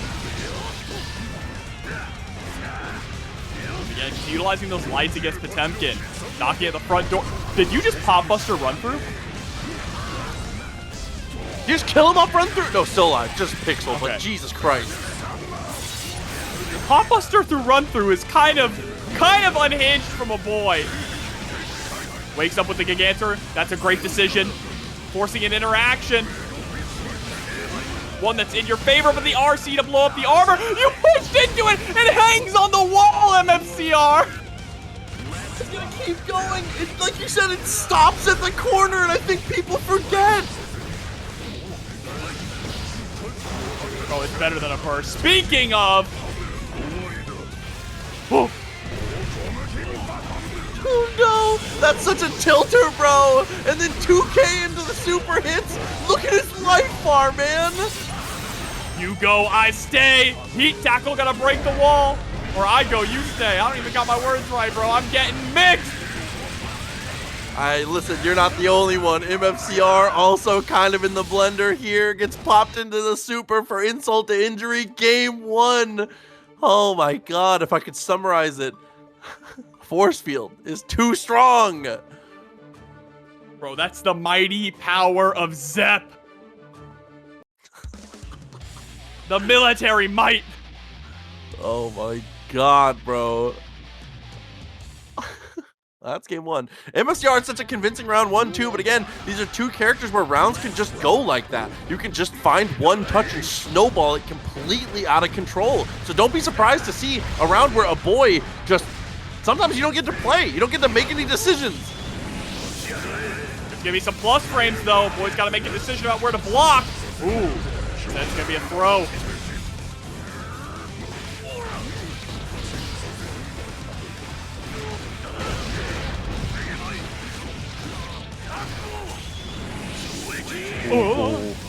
Like I said, sometimes you're going to get pushed to the corner and you're not going to get to make a lot of choices. That's just kind of how the round goes. MFCR, way to just completely smother control. Overhead's going to connect, and this is what you need to do, right? Just put Aboii in the blender.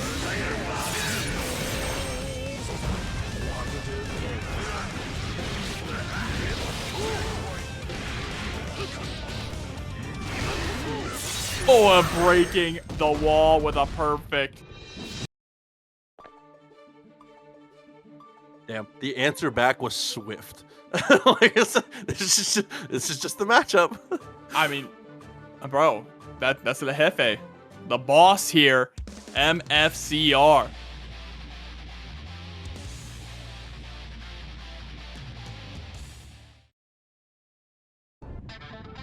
Now let's see what's the answer going to be back for Aboii. Such a strong game 1. Surely there is left fruit to squeeze out here. Left juice to squeeze out, I should say.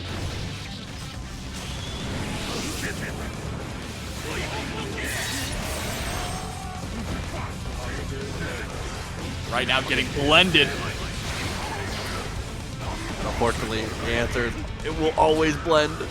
Like that on 2K2D though. What a way to teal your turn back from MFCR though. What? All you need. Blocks the flash kick. Doesn't block the burst. Instead sends out the Gigantor. Oh my god, you're dead. You're landing on it. Bro, it's too cheap. That super's too good. I don't care what anyone says. Listen, I'm a Potemkin player. He doesn't need it. He needs it. It's He needs so it. strong, bro. He needs it. Shut up. He needs it.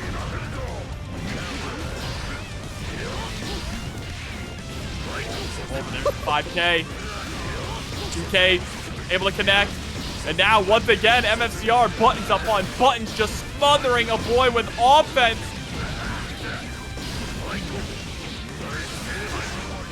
Okay, he needs it. He needs it. He does need it. Look at this. What else is he supposed to do, Proxy?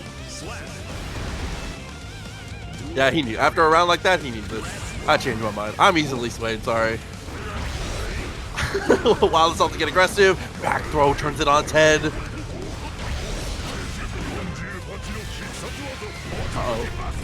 Oh.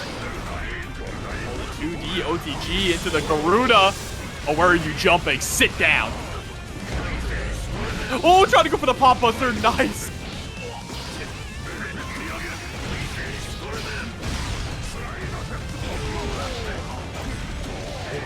Giovanna came through, finds the close slash. Of course, again, the super comes out. Aboii gets the confirm off of everything. Dude, he gets so much value per touch. It's ridiculous. Bro, Zep rise up. Zep, Zep, Zep. Hey, shouts to one of the GOATs, by the way, the homie Ray. Hope you had a good stream tonight. That's one of the best Marvel 3 players on the goddamn planet. Show some respect, man. I feel like he'd like Potemkin. No, he is the No, Bray is not a big body guy. Shouts to my boy, though.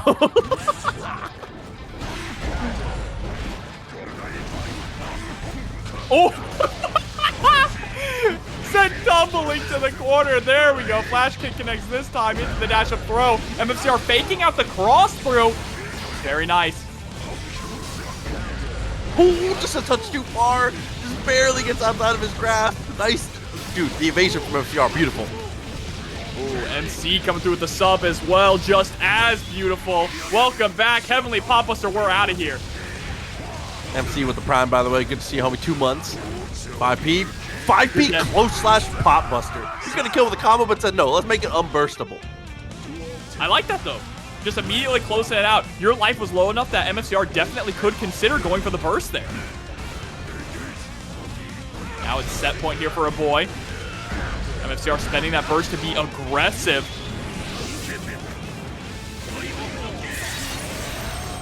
Okay. 60% life. We see Popbuster! It's a reversal.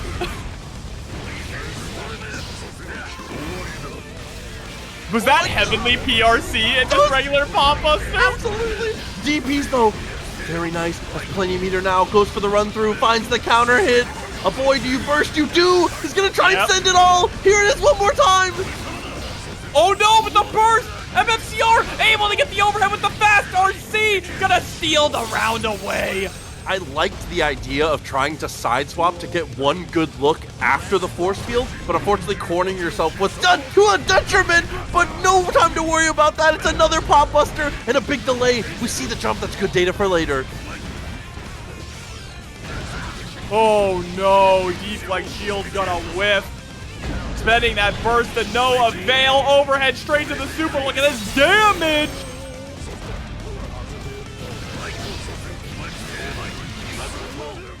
Straight to the run through twice in a row. MFCR cannot be contained. We even saw earlier a Popbuster to punish a run through, but it's not enough to stop him from leaning on the option. Great decision making from MFCR to make this game 5.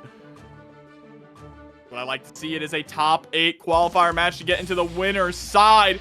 Neither of these players gonna go down without a fight. It has just been back and forth and back and forth. Things have continued to seesaw throughout, and now MFCR round start DP. You're gonna bet your life on game 5 on that? Oh man, still gets the TampaNeverSleeps anyway. Look at the routing here. Oh, help. Just letting the flash be rip. I mean, at this point, why not?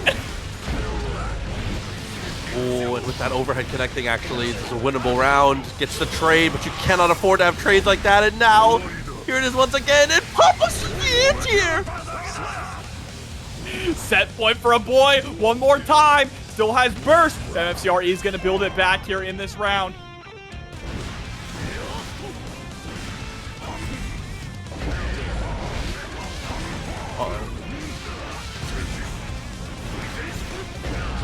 Oh. Oh! Take you up to heaven, Foxy! And bring it back down to hell! Oh no, delivered to the brimstone. Not enough to kill. Popbuster almost gets there. And the gold burst, it's all coming up, Aboii! YRC to blow up the wild assault, but a flash kick right back from MFCR. Into the mid, beautiful back turn, keeps the pressure, continues to reset, wakes up with the back throw, had plenty of life to play with and chooses to take the risk. Aboii is gonna be a winner's side qualifier, our final winner's side qualifier. He does Behemoth, right? Or armor through Behemoth. No, he can just cancel him now and do another one. Yeah. So it got worse, actually. That's true. All right, let's see if Kreator, though, can be one of those players to step above and be able to break through. White Wild Assault round start ambitious. We were trying to take it back to Patch. All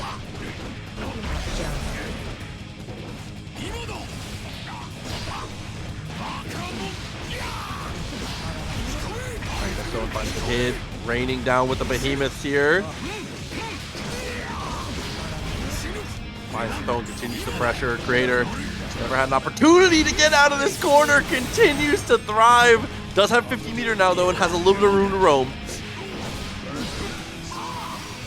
Dash up 5K, PRC reversal is going to get dealt with. Finds the air-to-air as well. A lot of the times, Goldlewis will autopilot that follow-up there.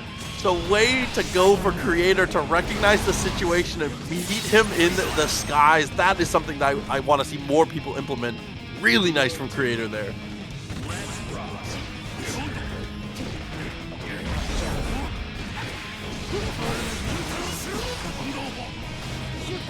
Good, has a drone. This time the adaptation, beautiful. Lasagna plays layer 2 so well. The 2P to actually anti the attempt from Kreator. The metagame continues to evolve here as Kreator gets the punish on the YRC.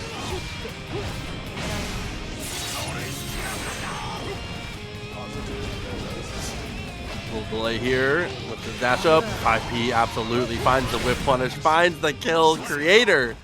Game 1 to the wayside already. Beautiful positioning. And again, the metagame of what we're doing about this drone is evolving at a rapid rate.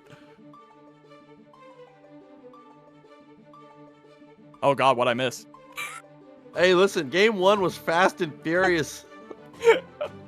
Not much to be seen here. Like I said, hopefully we get to see, how they continue to deal with this drone, how they continue to handle these pressure situations. Lasagna Slayer has been definitely ambitious, but it just hasn't quite come to fruition.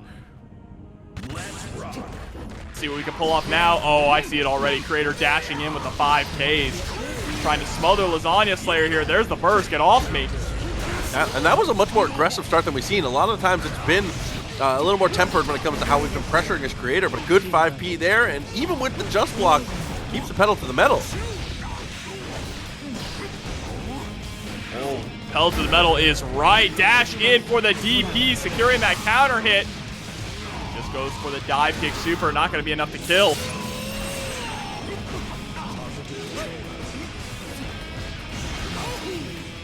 That just barely grazed. That's unbelievable. If her bangs were shorter, she doesn't get hit by that. That's so stupid.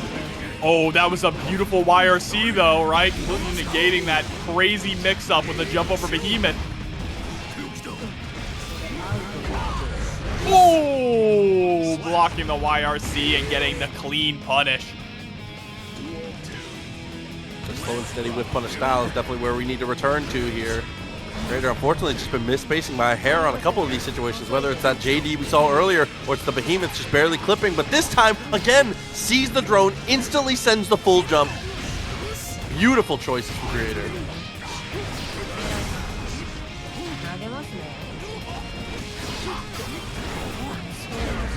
Alright, oh, turn was over there, but the dash up into the DP. I love the use of dash up DP here from Kreator, really preventing Lasagna Slayer from jumping at all, taking advantage of the fact that Goldlewis only has that single jump. I don't need to live in a world where this guy used to jump twice. Next 6P turns into a knockdown. Big Millia stuff as we get through, forces the burst.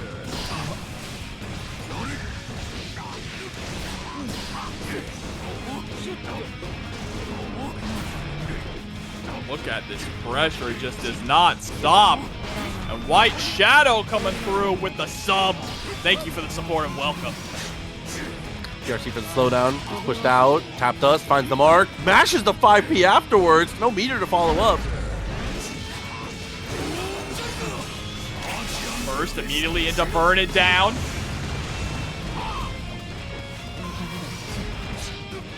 Oh no, but put yourself right back into the corner after it.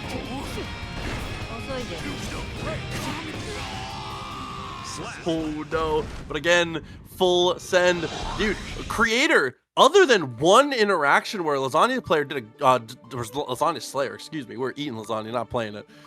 Other than one interaction where they waited things out and found a 2P anti-air, Kreator has guessed correctly or been one layer ahead on post-drone situations in neutral every single time. I love how they're playing those. It is just like, drones being used to a detriment for Lasagna.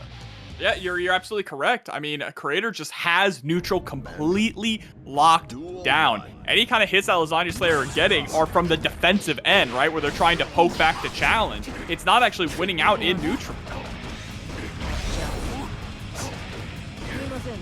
again, just smothered here in the corner. FDing out of meter.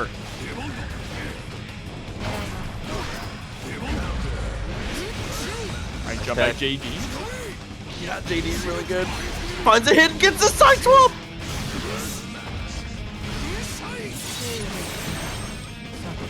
All right, big lead now here for Lasagna Slayer. Can't let it slip. What a behemoth. Oh, and again, the jump back with the cryptid normals. Beautiful stuff to be able to get the whiff punish.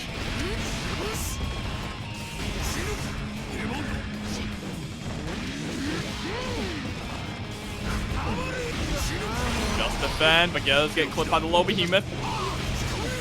There we go, that anti-air 2P. And a game for Lasagna Slayer on the board. It's a start, but still got a lot of mountain to climb. But having it come through with a perfect is definitely a big confidence builder. You love to see it. Finding pressure in the right places here, and again, using the security gauge a little more aggressively for the behemoths rather than trying to go for the pineapple. Definitely smart. It's just we haven't seen as many opportunities to get into those behemoths, so Lasagna's doing a better job of making those situations happen.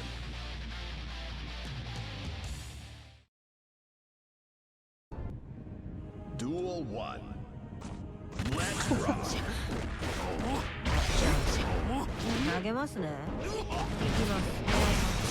Kreator once again starting off hyper aggressive with that enhanced spiral arrow. Oh, that wasn't 60, that was 5D anti-air. Yeah, no, that was the missed execution special. We respect it though.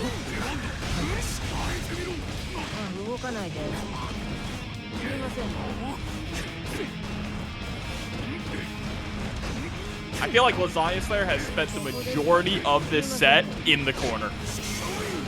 Oh yeah, even in the situations even in the rounds they've won, it feels like they've been back to the wall until they just kill.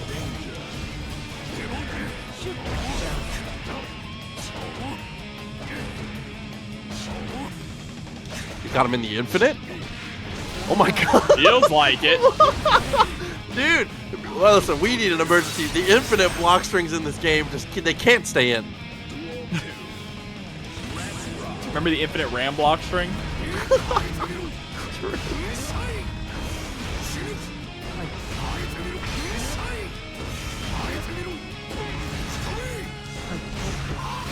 Look at that risk gauge! Yeah, Le risk. yeah, salute. Oh, no, winnable. All of a sudden? Oh, drop back JD. Beautiful, beautiful. Yeah, winnable for Lasagna Slayer. Catching the backdash there of the behemoth, sending Kreator all the way to the corner. Rising JP gonna get the burst out right away. Wow. Dust attempt immediately gets destroyed by the behemoth. Pressure continues. We go for the jump in. Uses the BRC, but whiffs actually.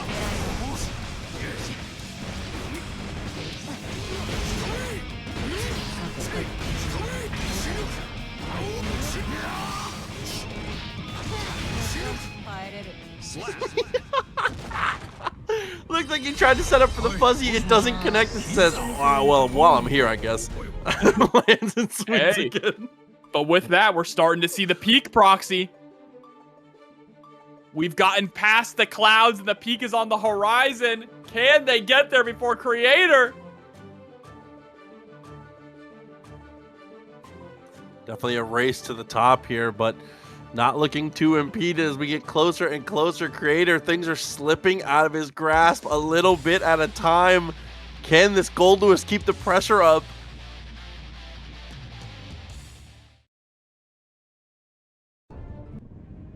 Duel 1.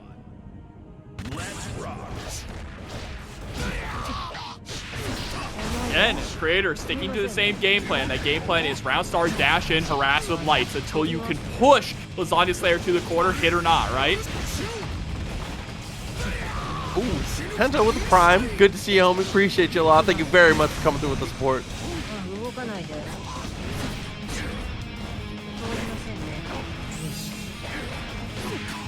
I just realized, when Giovanna throws you, does she tabletop you with the dog? The dog goes behind them. Yeah. That's so goofy. How am I not noticed that? Oh man, nearly a negative penalty. Crazy. There we go. Roundhouse kick is able to connect. That should be the round. Yep, spinning dog kick. Blows it out.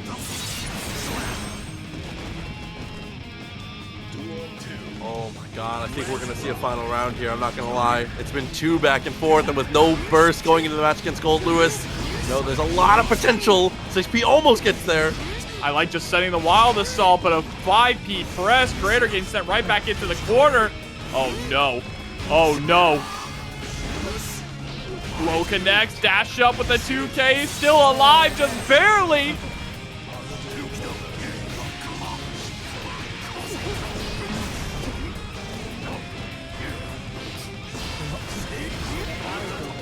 Dash up YRC, try and save yourself. 50 meters still available. Unfortunately, gets kicked out of the coffin here. PRC has the block.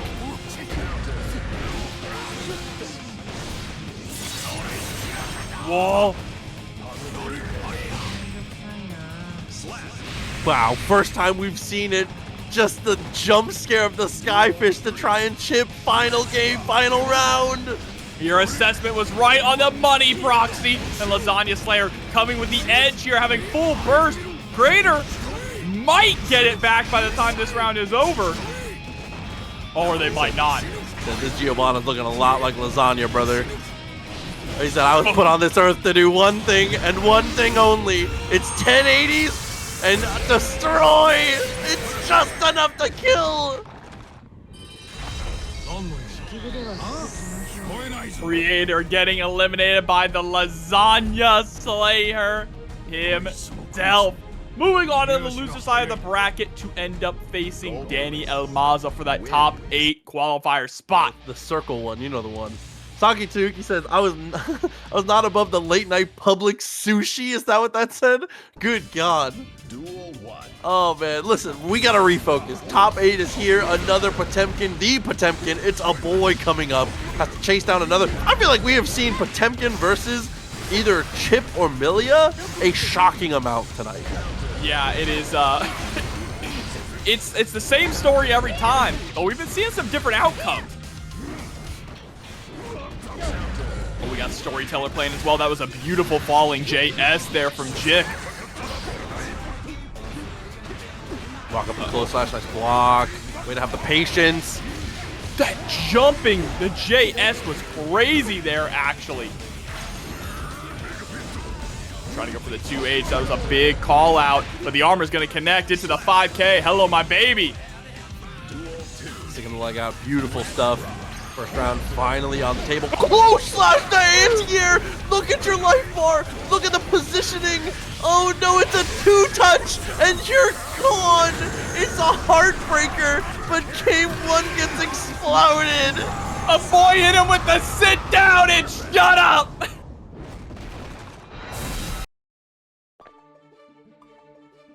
I love this goddamn.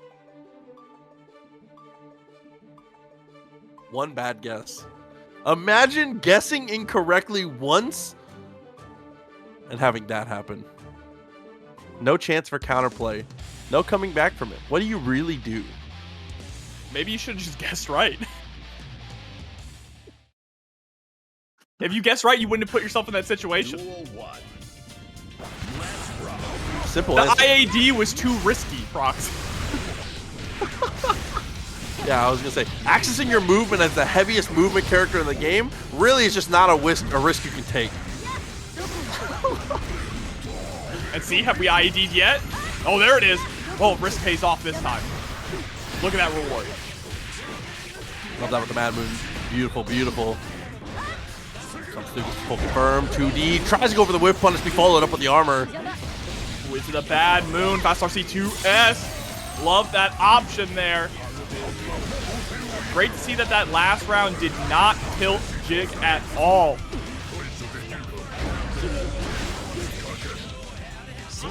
2H after the RC, way to bounce back, like you said, to have the mental stability to still be present after a round like that, after a game like that. That's what you have to do. You have to have, I mean, you have to remember the things that happen so they don't happen again, but you have to have a short-term memory when it comes to the silly stuff in Stride. Yeah, I mean, that kind of round can be the thing that your ancestors feel. Okay, 2D beautiful. Same side. Ends up going for the YRC, and it's a pop buster. Mid-screen, though.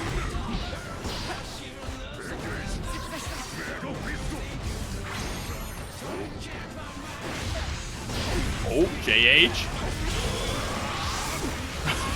Nowhere to run. Oh, he's the Wild Assault 2K2D. You can see the fear of the pop buster. There it is. Oh, and I thought that was going to be a situation where we just close slashed them to death, but finally commits to the Commando there. Potential to get this game out of the way. That was it came out of the far slash?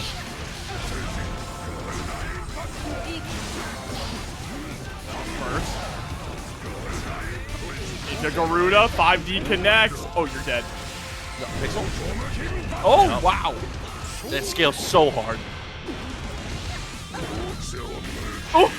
My God. The triple overhead lands with a close slash. Finally finds another pop buster here. 2 games straight for Aboii.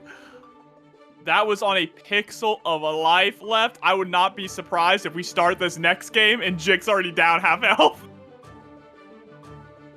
A little bit of overkill.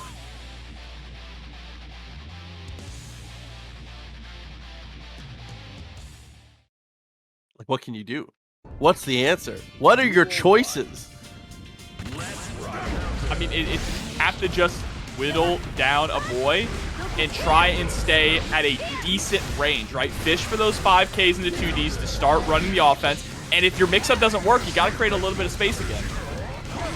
I think the messed up part is that I feel like Jikh is doing a pretty good job of that. It's just that Aboii is taking shots to the moon on these guesses. Like, it's been things like anti-air close slash that have been finding the mark. And again, even there, just is behind in the count and goes for 6H. That's the only way to come back and be able to get the reward at a moment like that. I appreciate the types of guesses that Aboii is going for. Oh, nice jump out there on the Potemkin Buster attempt.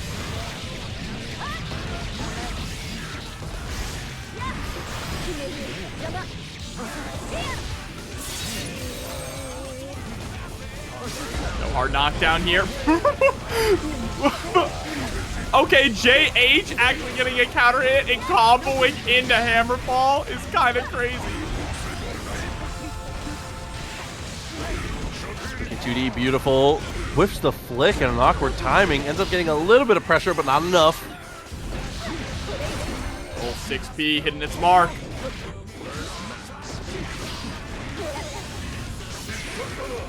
Oh, YRC. That YRC into walk forward close slash is so terrifying. That was the meatiest Garuda ever into the 5D, but poking back with the 2P. Ooh. You missed his love shaker. Set point now for Aboii. No burst on the table for either player. This is actually massive for Jikh now. With no burst available for Aboii, it means you can just run your offense. It's never over. Still alive. As long as there's some amount of life, we're still in this. Bring back Millia pin with the $5. Thank you. Good, no hesitation. 2K2D gets the flex shielded out, but still was already on the dash macros, just holds it a little longer.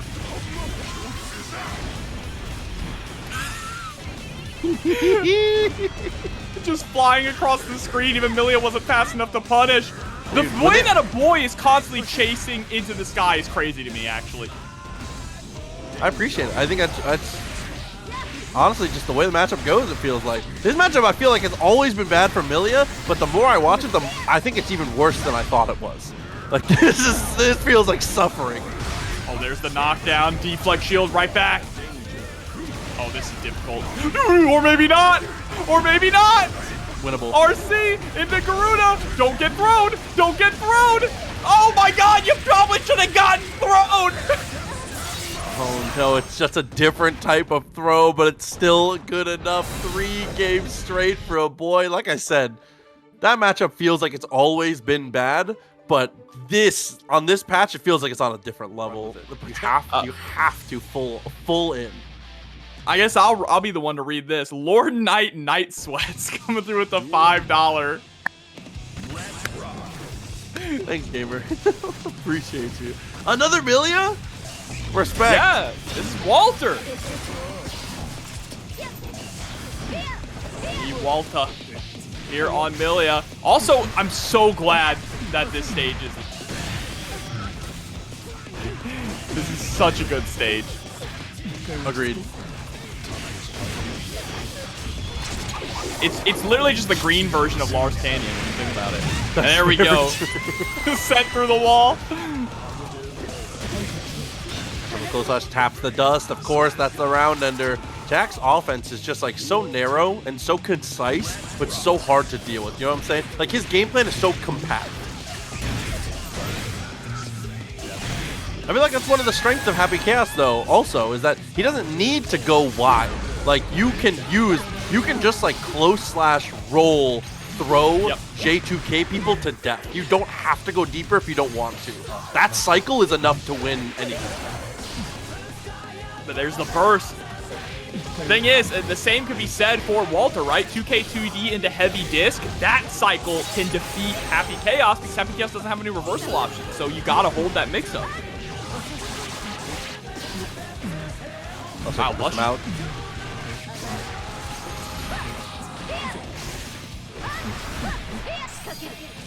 Oh. Ooh, wow. Able to actually run in and get the close slash. That was diabolical.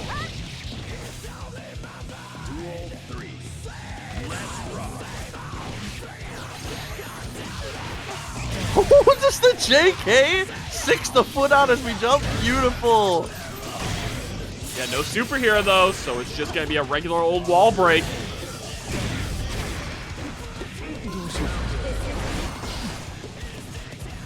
No focus though. Oh my god, it doesn't matter. The headbanger. Dude, once again, being able to find the mark, stop the attempt at the jump, full reload, curse applied, everything coming up Jack right now.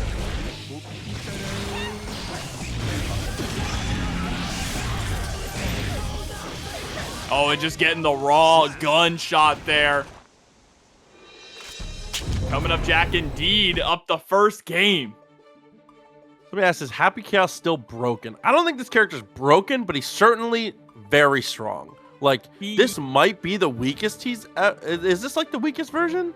Probably. This is probably the weakest he's ever been, but he's still arguably within that top 5 range. Nuts. Yeah, still nuts.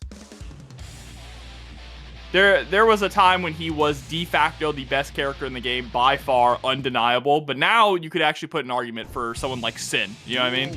This character cast a shadow over the rest of the game on release. 100%. This character made them make burst full screen. Yeah, literally, the core Guilty Gear mechanic was changed because they were like, yo, we can't, this gun guy is too good. Yeah, so that's all you need to know about this character. He literally changed how burst works in this game.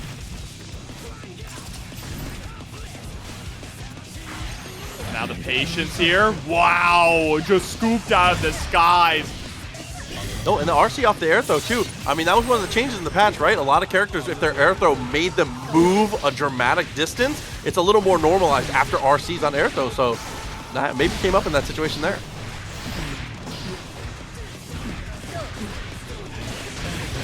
Oh, and the 2S with punish.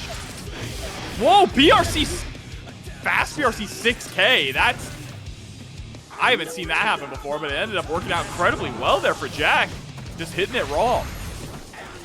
Jack, you know what my balance for this character would be for Happy Chaos if I was in control? Make his super do a little more damage and make it not reload his gun and change nothing else and leave him exactly the same. And he's I agree. If Deus Ex didn't reload his gun, he would actually have to gap. No bullets up in the chamber on this one, though. Ooh, 5K runs it down. Beautiful. One in the chamber. That's all you need, of course. It's Deus Ex. If Sin is so good, thank you for the $5. I don't understand your joke at all. There's the hard knockdown.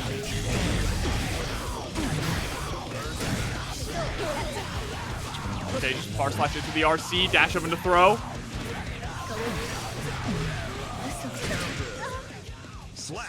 The JS gonna connect. It was a math joke? That explains it. Yeah, you're not. Listen. I have a Florida education, bro. I'm not gonna understand any math joke that's outside of like pi. And even that's pushing it. Come on.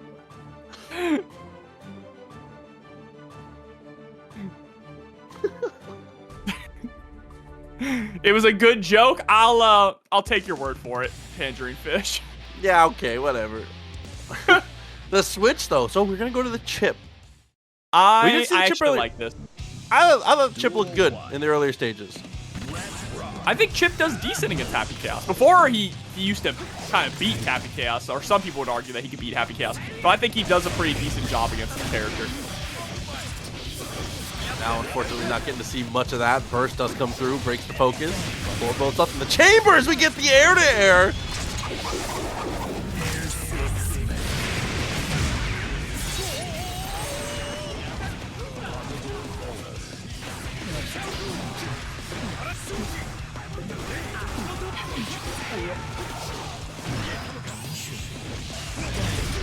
That was actually unbelievable tech coming off the rope. Ridiculous stuff off the slowdown now. Max resources for Jack, just looking for an opportunity to pull the gun. Oh my gosh, that 2K was nasty, but a whiff punish there from Walter. Jack not willing to spend the burst, but we're going right back to neutral. This is not good.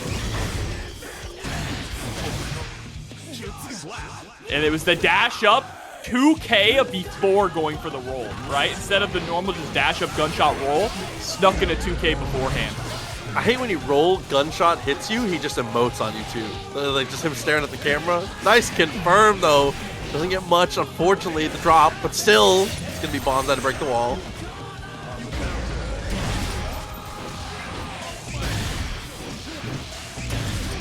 Success, gunshot again, Deus Ex. No Deus Ex, just breaks the wall with curse and a gunshot.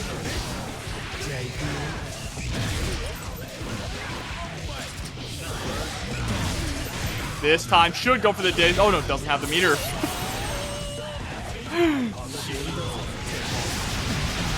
Oh, it actually catches!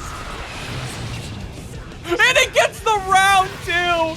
What a Hail Mary super just working out. Honestly, full respect. Sometimes you gotta do it. Full slash is harass, gets in the corner. IBFD buys a decent chunk of room there.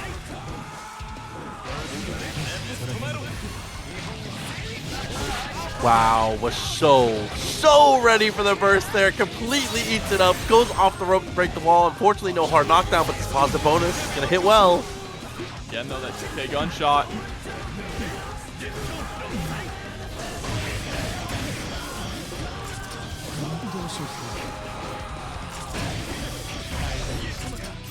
Wild assault to reload in your face. Bro, just harass him with the toes. Put some shoes on, goddamn. And now backing up just to build back up that focus. On Walter to run a little bit of offense here. There's 2K2D. Wow, got him with the Alpha Blade. Drops the combo, 2K2D all of a sudden. Jack. Control now, has a Wild Assault still available. One bolt left in the chamber, and it's the dash over with the J2K. And that should be it here. Extra wall break damage on the Deus Ex behind the back. Not even looking, Proxy, because all the relationships are very healthy and functional in Guilty Gear. Super reasonable compared to how some other games, 100% agreed. It's like other than the rough start with Kai and Sin, but we patched it up. All right, but here we go now. Dany getting the burst out of RedDitto right off the bat. Hey, A.B.A, even A.B.A and Paracelsus are cool, man. Like they're in like a consensual relationship, man. Oh, but there's the wall bounce. Sent through the wall. Hard knockdown with the Mortabato. That's a foot stomp. Great blocks it from RedDitto, but does get clipped by the 5D. Luckily, Dany did not have any meter to actually RC it.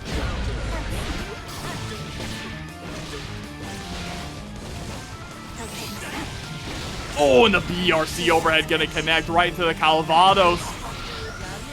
That's a round.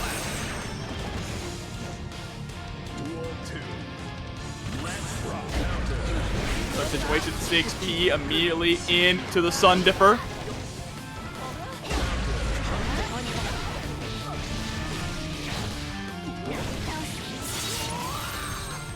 Wall breaking to be a positive bonus now for RedDitto. Trying to go for that far slash. Dash up. 6P.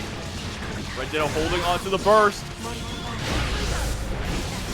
DP's through the Mortabato. That was a crazy interaction. Now Dany with the life and the meter.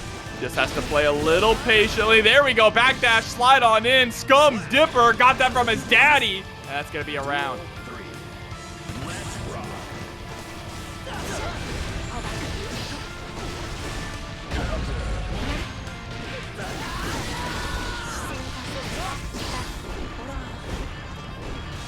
Full slash harassment here, preventing RedDitto from jumping out from the corner. ID back again. Just really staying at that tip of that far slash range you're noticing from Dany as well in neutral, but the DP is going to get exploded. Drops the 5K, possibly on purpose, knowing that the super wouldn't kill. There's the rock, the far slash heavy slash. Pixel left here for Dany, just trying to FD everything. One touch and you're dead. How are you going to get out of this situation? You're not. That's how.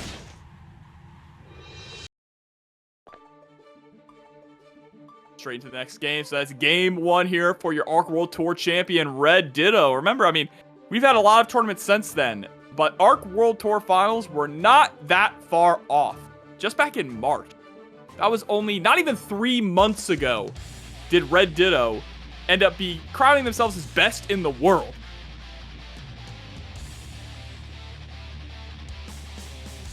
See if he can fight through this top 8 loser side here. All right, Dany at round start. Just being so patient.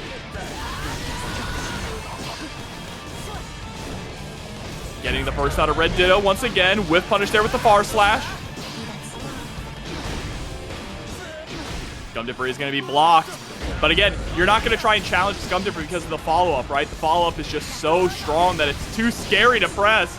Unless he's out of calories, which he is right now. RedDitto not trying to press any buttons, doesn't want to get caught, still gets caught by the low. With punish with the far slash into the Rekka.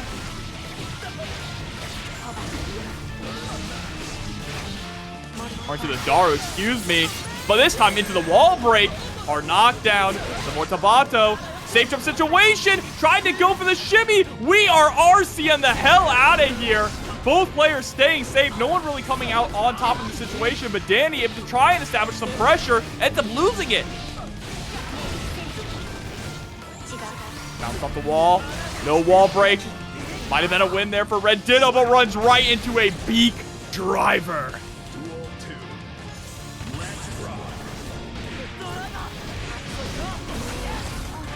Okay, 6P. 6P at the right range. I like that. Definitely, you know, can be an option if you don't want to lean on the beak driver too heavy. Yeah, I like going for the 6P right after the beak driver, too. And that IAD in to blow up the rock. Tyrant barrel.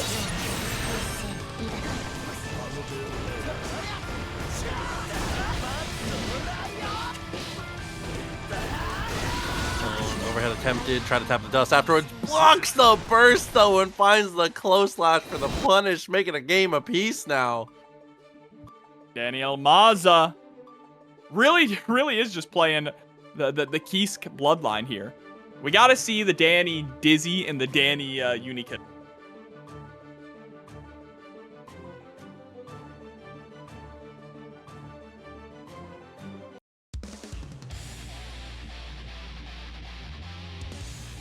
The Lion YRC's 2K.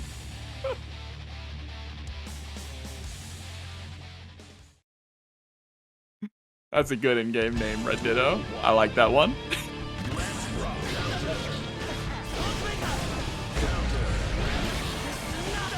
Oh my god, blocking the burst into the Mortabato.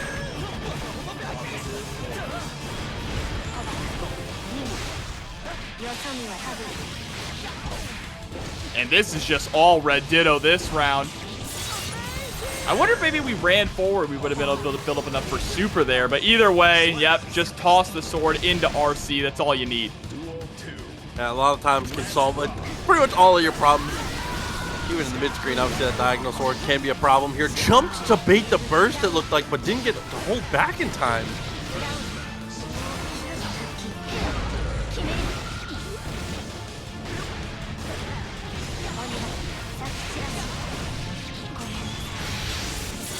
Oh, not enough to secure the kill, but still, again, this is a difficult comeback to make for Dany.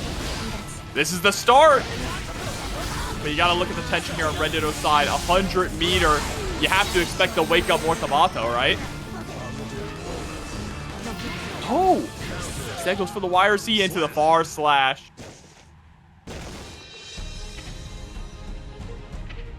Damn, like you said, everything just completely falling apart. Totally in RedDitto's favor. Listen, maybe the download is complete. I mean, it's looking a little like it, but you cannot count Dany El Maza out. Question is, are we going to stick with the Sin or going to see a swap up to the Kai? Nope, looks like we're sticking with the Sin, jumping right back on the stick. No, it's Kai. It's Kai. Bringing in Papa. That was a quick character swap, I got to say.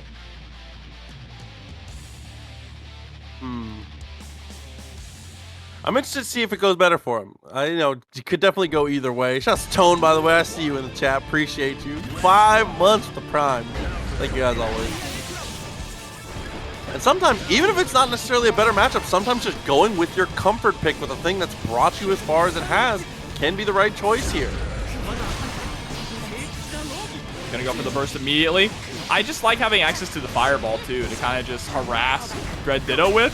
I always think Dany is like one of the best Kais when it comes to utilizing the fireball. At the moment though, not getting the breathing room to do that.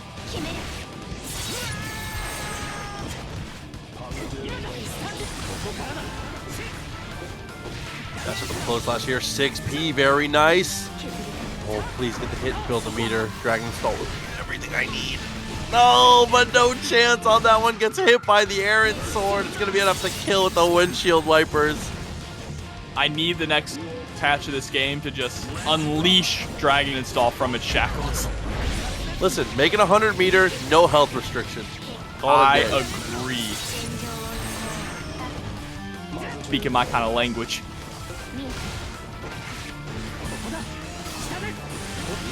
All right, slide in. There's the RC.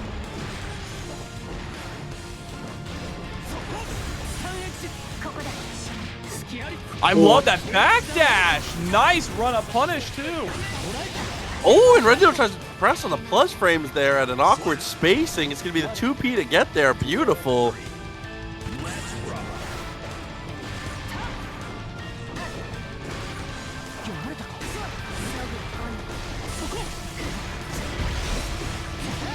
Ooh, just block on that jump.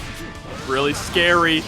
Things are getting even scarier now for Dany El Maza, getting caught by the 2S, about to be sent through the wall on his back.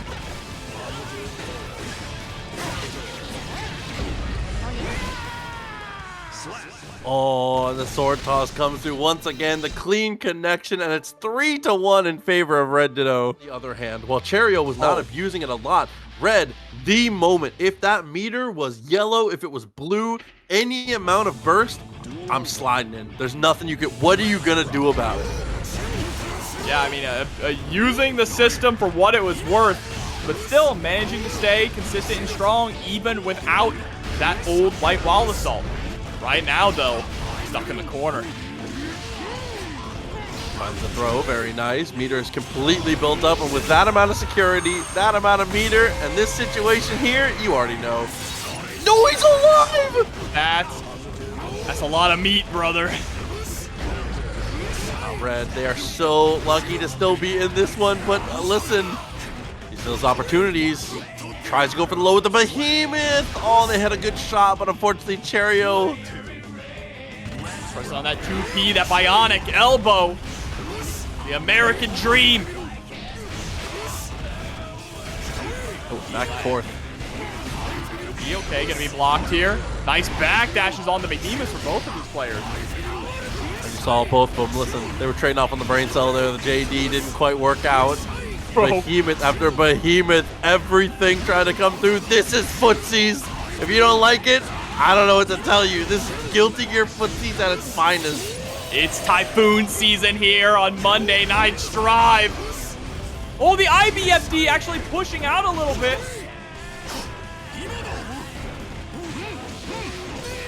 Good throw.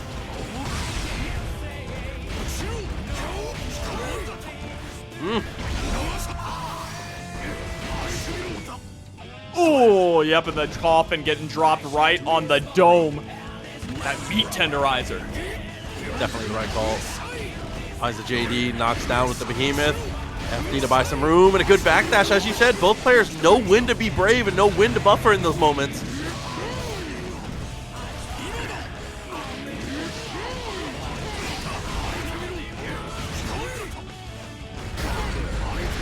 R/slash gonna connect, big pickup. Oh, that could have actually been way worse for Red if Cheryo was able to get the wall bounce.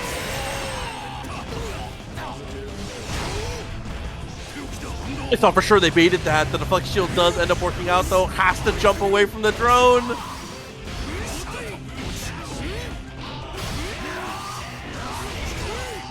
Oh, dude, if you have trouble against Goldlewis, one thing I have to say that you need to do is watch the Goldlewis mirror, because while it is kind of crazy, the way that they play against each other, you can see all of the gaps and where you can press on behemoths, because they are so good at 2P'ing each other in those moments where you're allowed to press. Like, if there's anything to take from this, for your own personal gameplay, watch where they mash. They're so good about not letting behemoths that are fake go to, like, actually get there.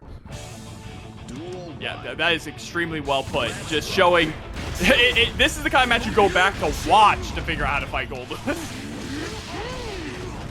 But this middle part where they're throwing and they're just mauling each other, don't watch that. Yeah, no.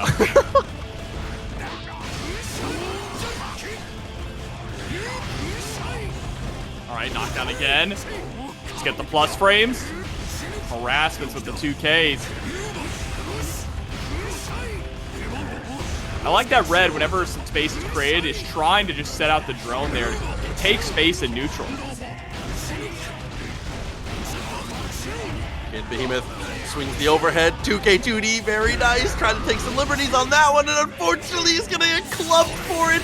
But he's still alive. An execution error. Oh, tries to go for the 5D. Into the low behemoth. Overhead. 2K gonna catch the toes.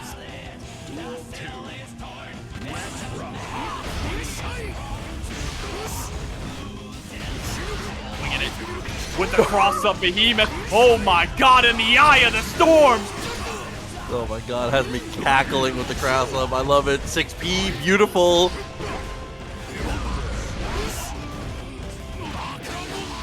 Oh, dashing a little too deep, trying to go for that behemoth typhoon, ends up getting caught.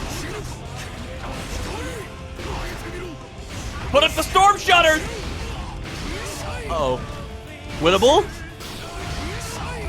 Oh, very winnable. Very winnable indeed.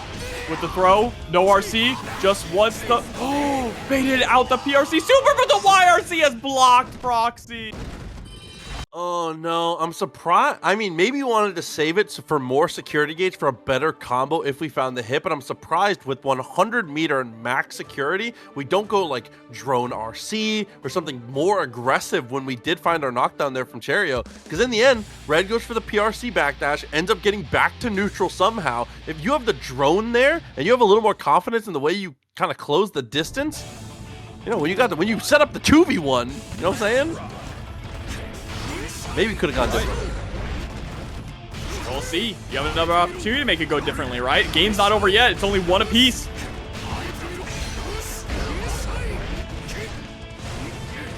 Backdash was nice from Cheryo. We got a little too greedy afterwards. 6P gonna hit its mark.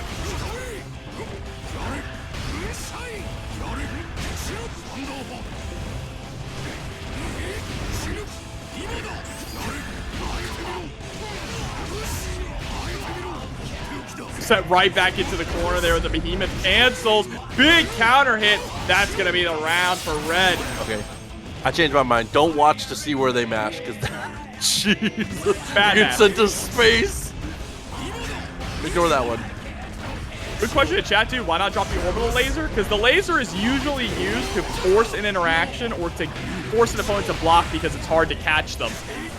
It's not hard to catch Goldlewis. And also, I feel like usually off the laser you get one good look, but I feel like in other situations with 100 meter will almost always guarantee you more looks than the one laser. Yeah, absolutely.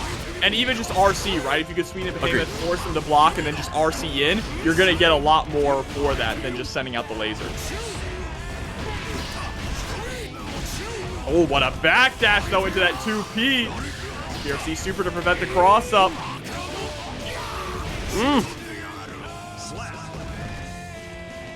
Duel 3. Let's rock.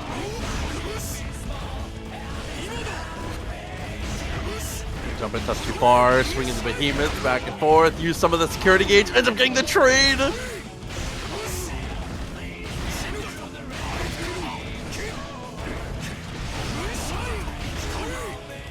Bro, plus frames after plus frames, plus frames, plus frames.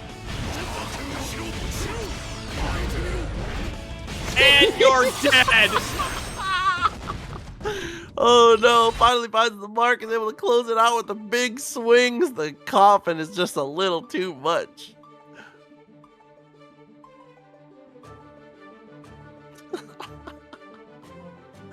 I fucking love Goldlewis, bro. Bro, this character is, This is peak. This is genuinely peak anime. he's the most Guilty Gear character ever, and he wasn't even made by Daisuke. That's the craziest thing to me. He's just like Cliff 2.0, but like in the worst way. You know what I'm saying? Like, Which is funny because a lot of Cliff players tried him out. they just took all the most annoying parts of Cliff and they were like, all right, now give him a coffin and leather chaps. 2P, 2K, very nice. Thank you, chat. We're happy for us too. Oh, trying to go from the low into the overhead. Tired of blocking. Trying to burn it down. Or excuse me, down with the system.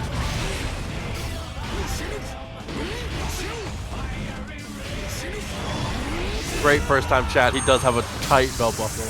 I Unfortunately, agree. Super goes to the wrong side. 2P gets the mark, gets the dash cancel as well. And it's two behemoths to send it home.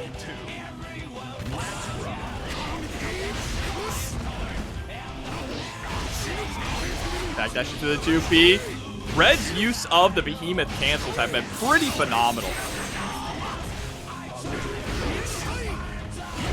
Yeah, I mean, oh my god, hold that thought. Don't worry too much about that. The security gauge about to get full. Finds the mark. Let it rock.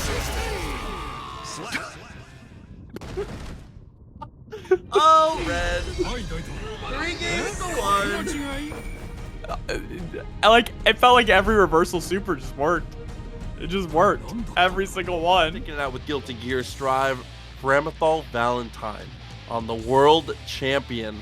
Facing off against that Millia. Millia has been one of the top 2 most popular characters in the bracket today, at least in terms of stream matches. Second only to the Potemkin, which we'll see a little bit later, it feels like. It's been a Millia day. I mean, Millia's the only repeat character in top 8 as well. Jikh and Walter.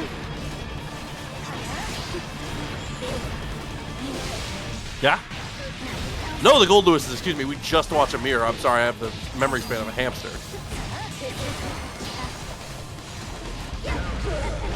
I just believe deleting stuff from my brain. Good follow-up here, though, already at the start. Finds 2K2D back into the heavy disc. Cross-up, of course. One touch at a time, it's all it's going to take. Does manage to get out of the corner. Uses the command dash, but the Rekka for the punish.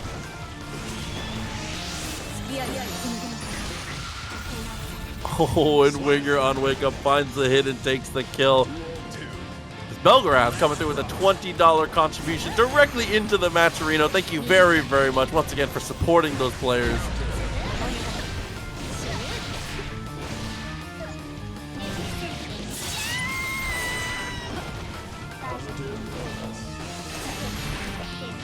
Okay, look for the 6P. Capel actually does beat it out, though. Heavy disc gets checked by the deflect shield. We do close the distance. Is able to block in time with 100 meter. It's an RC forward. A little and one mixtape as the sword explosion gets crossed up.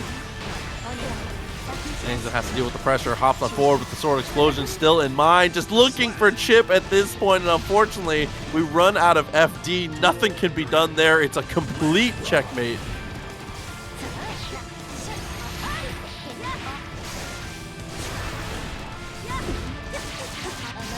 JS Berg with the $20 contribution as well. Thank you very much. Brings us up to $92 in this match, Reno. Thank you, thank you.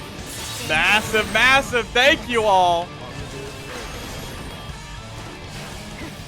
Now trying to chase up with the 6P. 6P whip is huge, though. RedDitto trying to take advantage of it. There's the YRC on the sword toss. That's a great decision. Oh my god, legs. Empty jump has been so consistently hitting. It's time to unleash it. It's time for the triple overhead on the next mix-up.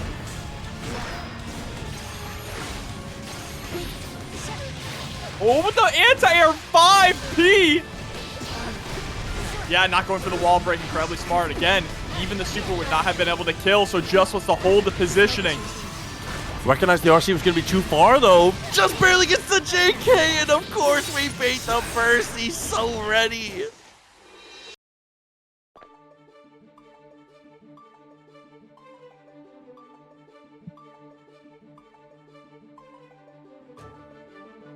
It's a good start. The best start, some would say. Not a slow start, though. Never. Sounds not true. What is it? I don't know what this guy's obsession with RedDitto is, but I respect it. I think he plays him competitively, too. RedDitto? I think so. I'm on his ass. Nice burst, got the close slash, puts him straight into the wall. Dude, I'm telling you, no meter bad moon, it's the wave. It is. It's keeping your opponent honest, but a rising JP honest as well.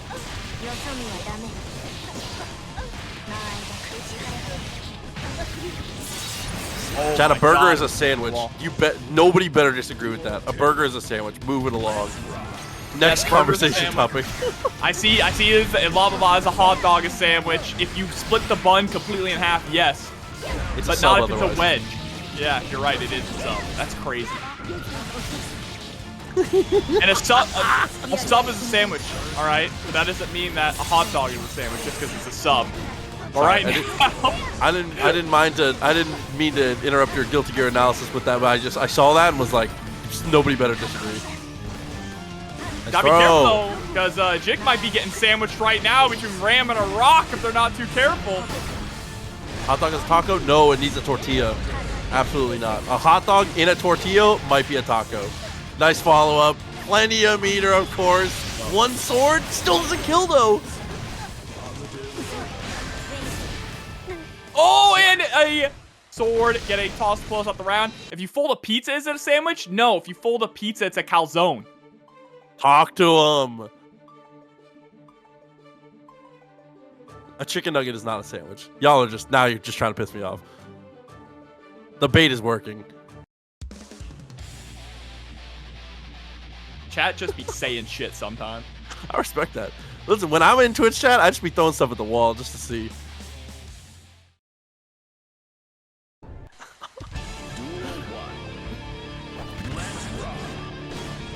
Round start, good jump away. I appreciate that RedDitto just tries to make space as aggressively as he can a lot of the time at 99. Yeah, I mean, it's good. You don't always have to be challenging, right, at round start. Sometimes it's good just to kind of back up, see what your opponent's going to do, let them make the first move. A calzone is a hot pocket with no ricotta. None of those words were in the Bible, but if you know, you know. Nice super.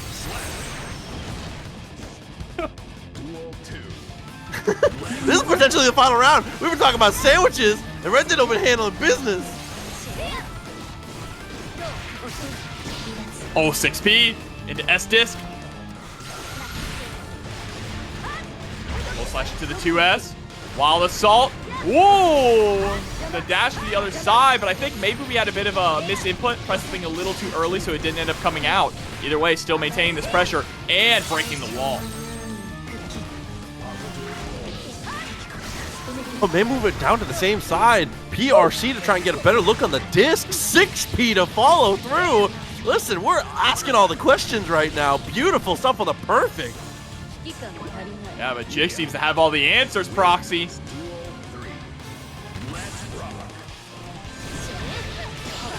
Does get caught by that far slash, heavy slash, and caught with the sword explosion. That's brutal.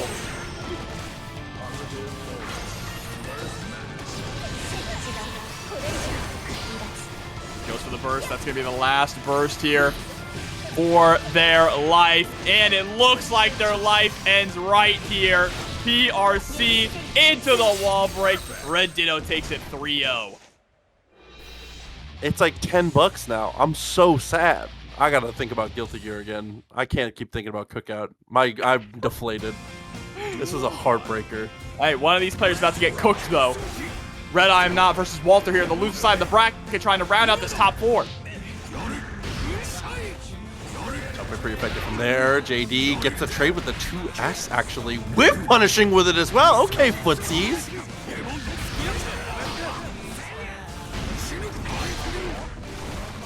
The double air behemoth.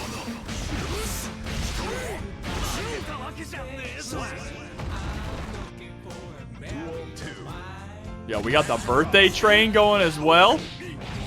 5K is gonna catch.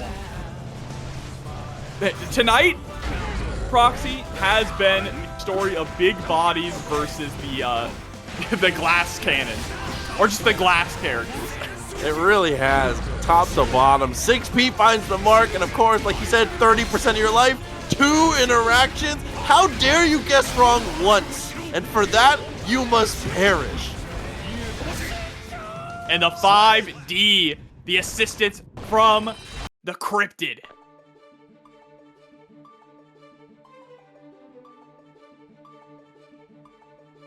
Good start there for RedIAmNot. I think so far most of the big bodies have won out against fast and nimble characters.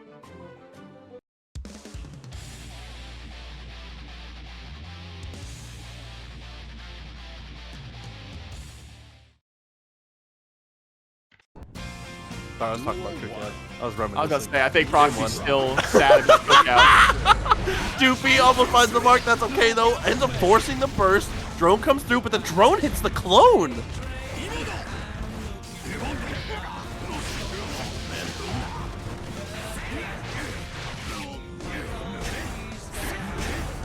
Apparently, Cookout's coming to Tampa, Brock. We're gonna have to go on a date. Don't play with me. Falling through well. Alpha Blade comes out. Should just get the wall stick. Absolutely didn't have the meter to break with the super though. Oh, but there's the RC. Setting up the drone. Yeah, just trying to force Walter to approach in the ways that RedIAmNot wants, but Walter doing a good job getting out of the situation, especially escaping from that corner. Getting right out of the way, very important. You have to secure leads, especially being able to save your burst in moments like this too. So now off the rope, but the JD covers everything. Every single inch of the rope is destroyed by that. Just coming out, set out the drone once again. Whoa! That was terrifying. The drone going away just in time though. Kind of saving Walter's life in that situation. Came off the rope, 5H, finds the 5K and secures the throw. That basically is a combo. Uh-oh, Beta Blade whiff. Could have gone very far south. The anti-air 2P gonna get the burst out. Going right back in with the white wall assault.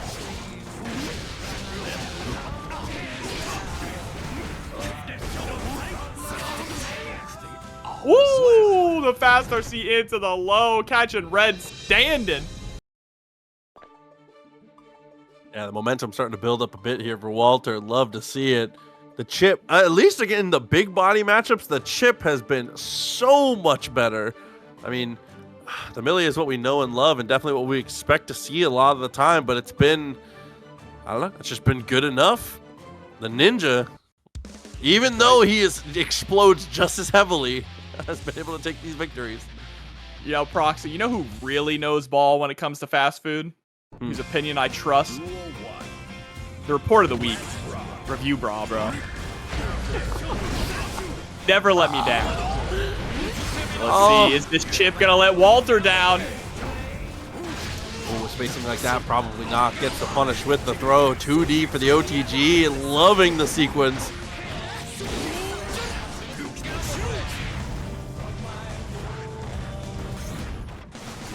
Yeah, just back up, right? If the drone comes out, don't engage at all. There's no reason to do that. What was that sequence?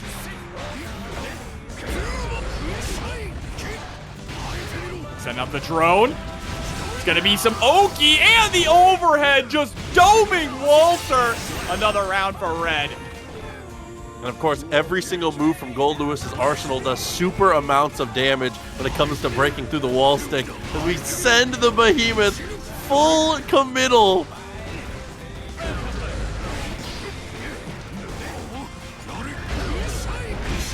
Oh, your help! What? What happened? It just goes from bad to worse. 2D ends up getting the trade with the 2P. Sends the behemoth again. It's Skyfish time, baby. Oh, I thought we were about to let it ring. Jesus Christ. The clip was about to get emptied, but instead it's the 2K that finds the hit. Yeah, Skyfish might have been a little bit risky there because an IAD would have beat it out and you didn't have the RC to actually cancel it for Red, but now up 2-1.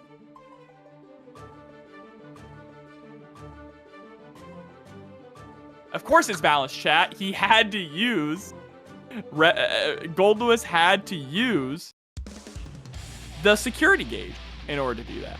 So it was very balanced. That personal rechargeable resource had to be spent. Listen, it's just that easy. Oh my God, bro.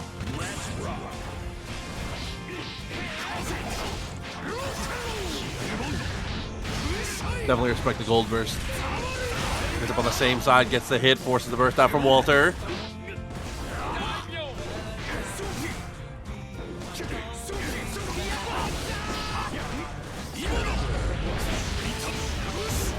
Uh-oh.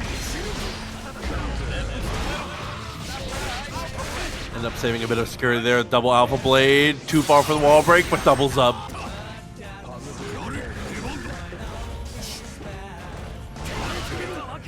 Oh, swings it. Just swings the behemoth at set point now here for RedIAmNot.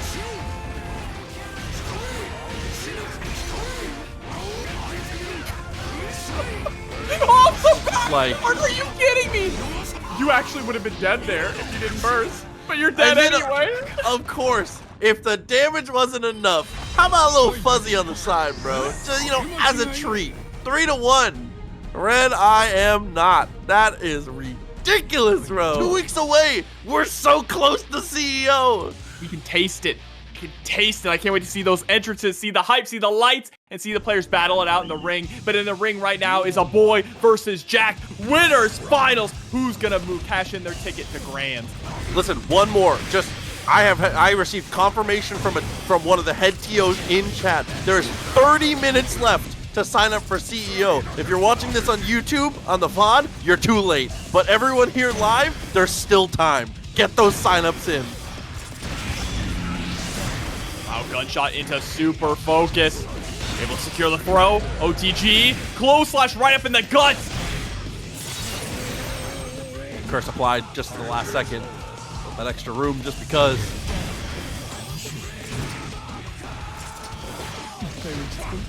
Jikh looking incredibly comfortable. Throw on the other side and then hitting the taco with the perfect. Oh, see, that's one of the things too. You can kind of bully him around start. Be aggressive. Be the one asking the questions at 99.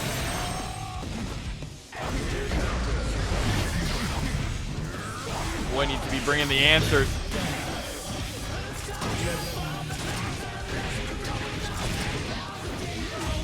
Bro, hit him with a double dutch.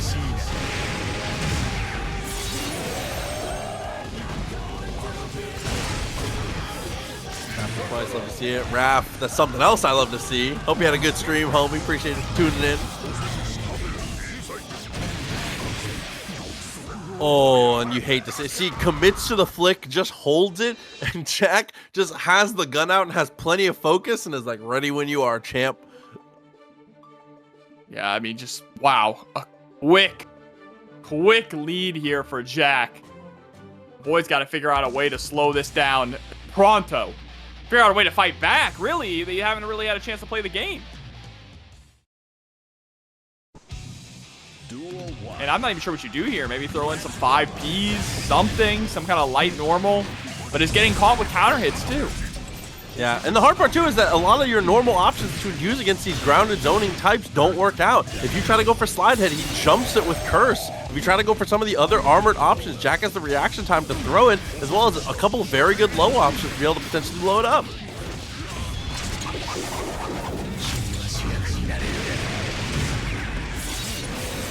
Chad, also, I see everyone who making the comments about it. I agree. I love this stage. I hope that there's no problems with it, and I hope it stays in the rotation. It's so good. There's another one, too. The other stage is really nice, also. We haven't seen that one yet.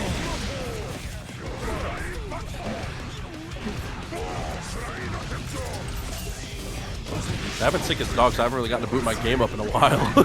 Goes through with the flick, though. Beautiful stuff. Tries to set up for it one more time. Instead, it's the 6P. Right in your face.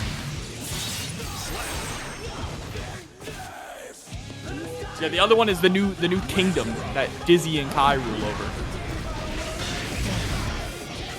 No, 6 feet and the rocket doesn't work out this time.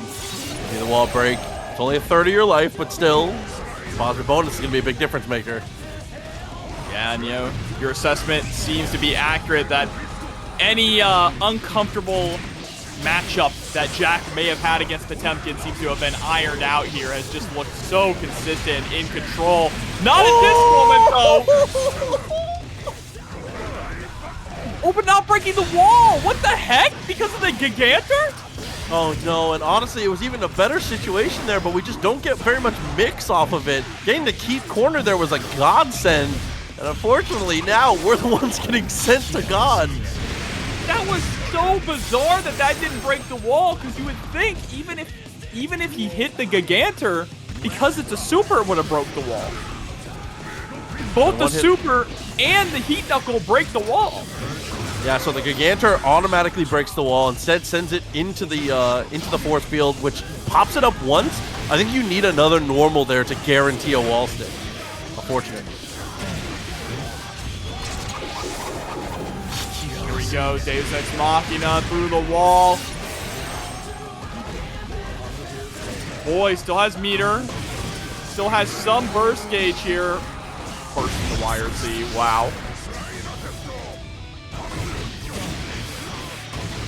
And 5K with the clone behind it. Dude, the scapegoat's so good in the moment. Slump dog set up once again.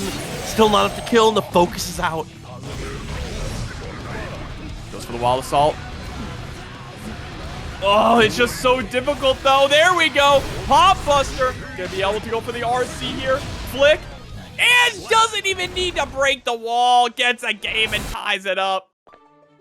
Hello and Steady wins the race. Jesus, shout outs to Con Air though. Holy moly, the $100 into the match arena brings us up to 192. Goated contribution. Thank you so much. Holy.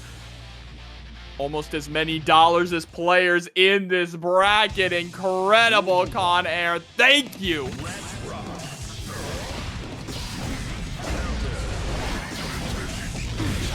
Hey, listen, maybe we're money motivated. You know, we got the dollar green on the Potemkin. Walks up with close eyes, finds the low, forces the burst. Smart burst there from Jack.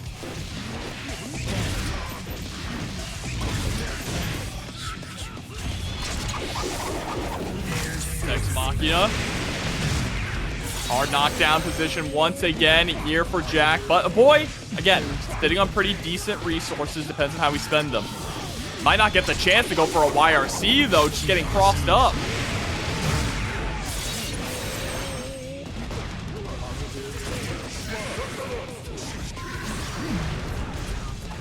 Oh, whoa. You could have actually gone for a punish there. But it's not going to matter either way. Gunshot 5D. Going to get another round here for Jack. Aboii holding on to that burst.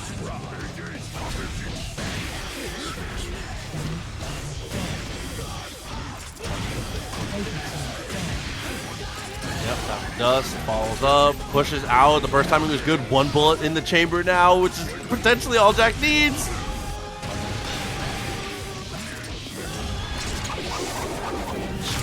Sex.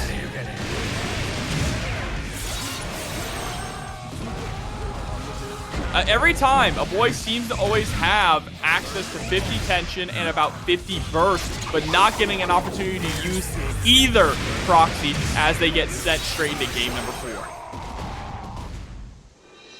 And Jack trying to send the big body down, doesn't want to let this be the future that we have. Oh, dude. This has just been, it's been crazy to see this much Potemkin and this much resilience from the players that have had to deal with it on the other side. Can Aboii take a game 5 here? Listen, I just want a game 5. It doesn't matter who wins. I just want hustle. We do want to see the Potemkin succeed, though. But you're going up against the Demon King Jack. 6S. Into a full juggle.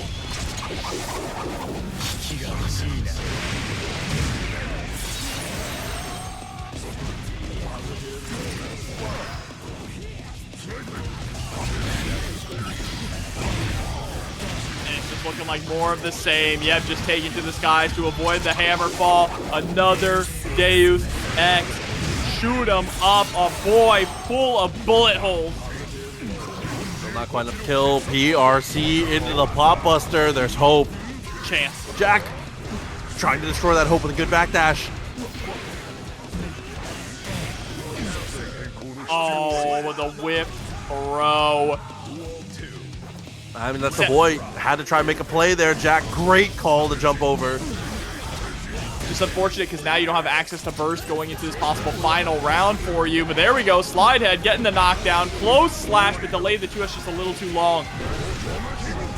Okay, not quite as much damage because it was a combo off the Wild Assault. He punches him so hard with the dust that it turns him upside down on the wall. For some real Looney Tunes. JD, sit on him! Oh, Jack is still not out of this, though. Full burst, a massive resource advantage here, and the instantaneous 6P is destroyed by a jump nonetheless. Pretty much, if Aboii can get a knockdown, he can win the round.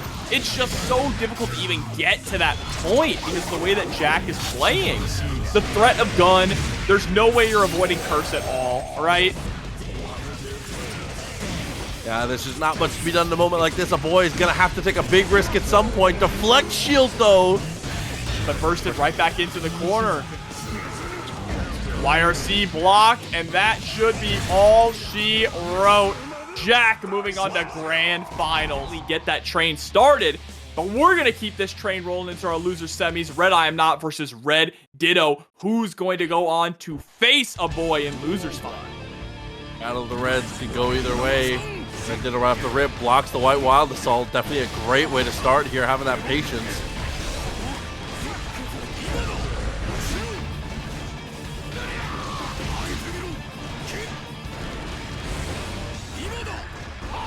Okay, Stagger 2K a couple times in a row, finds the Behemoth. Not a big reward, Behemoth, but, you know, that one is, so that's okay. Hell of a way to start. And starting off again, this time White Wild Assault gonna get that counter hit on the other side.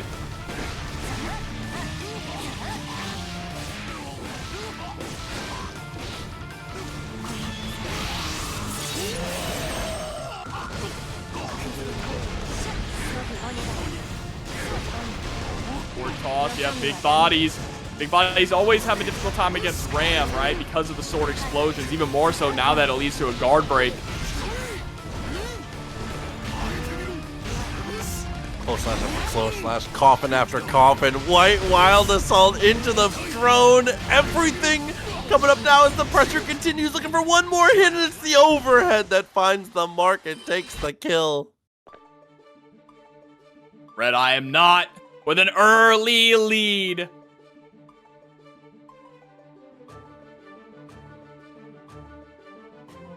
And again, yeah, the big bodies having difficulty against Ram has never been new. But having access to White Wall Assault, having access to some decent buttons in the form of Goldlewis here with like 2P, 2K, a far slash, they definitely help you win it out. You just can't get put into that corner scenario, or else, especially Goldlewis in particular, is going to struggle a lot not having access to that double jump to escape from the explosion. Yeah, 100% agreed.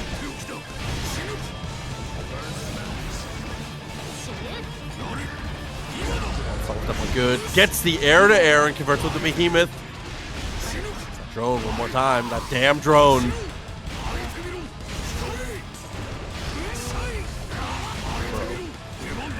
Bro. Like. Christ. Oh my god. Hold on, RedDitto. Trying to give Red a taste of their own medicine. 5K gonna connect, counter hit on the explosion.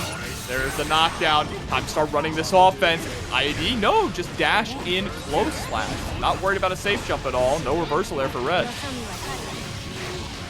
The leg again with the dash up 2K. Throw is gonna be what gets us started here. Motivata one more time. Still alive with a full burst. And the throw right before the explosion. White Wild Assault incoming.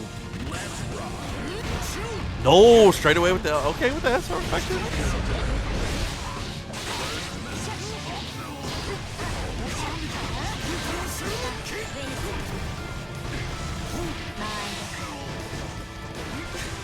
Wow, the preparation was just perfect for the drone there. YRC gets the throw into the corner. This is a little scary now for RedDitto.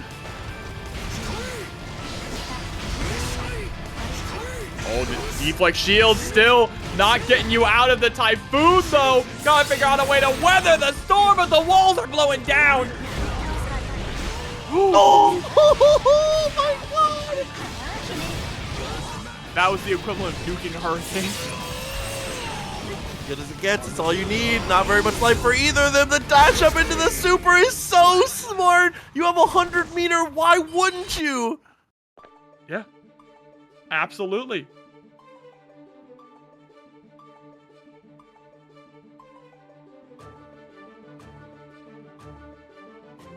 And Red has been so on point with the reversal supers too. It feels like every reversal super they go for just connects Proxy. I don't know what kind of mind control is going on, but somehow it's just finding the mark over and over again. They are ridiculous at it.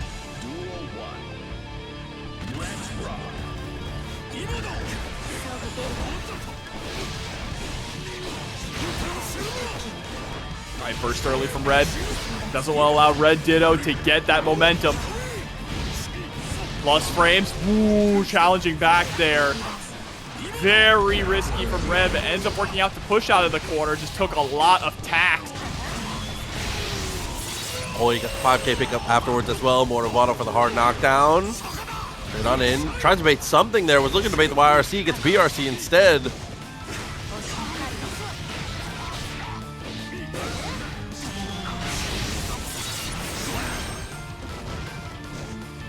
Good start down for Red.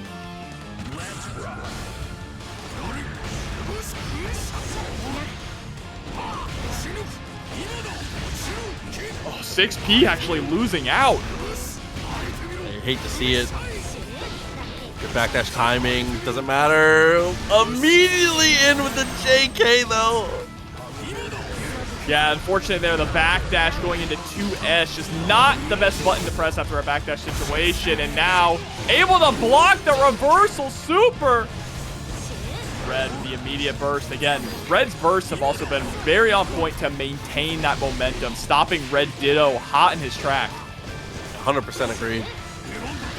Full slash as we close the distance. It doesn't matter though. Another clean jump in from the Giant themselves, and now a round apiece, a must-win for RedDitto.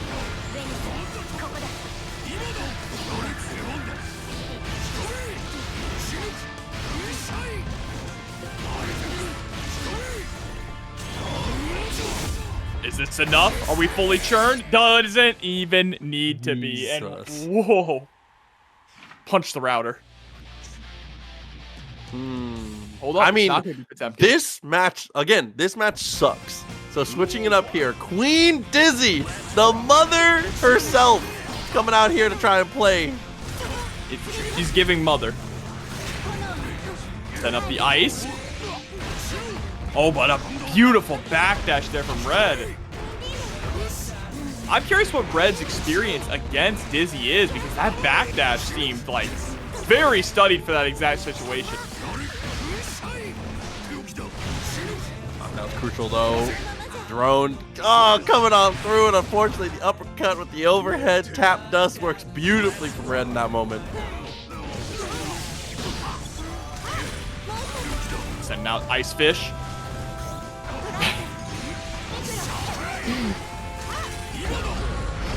Oh, the JD connecting.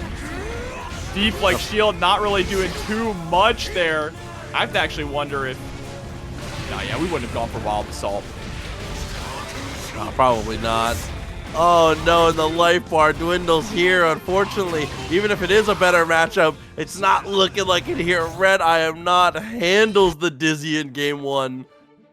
I mean, that was a pretty dominating game one for Red. Question is Aboii going to stick it out, try a second time with the Dizzy, or are we just going to go back to Potemkin? And we're sticking it out. One more shot. Give it the good old college try. I mean, that's the problem too, is even if this in theory could be a better matchup, I don't even know if it is, because I feel like they both lose. It's still Dizzy is just not a character that can brute force things, right? Like,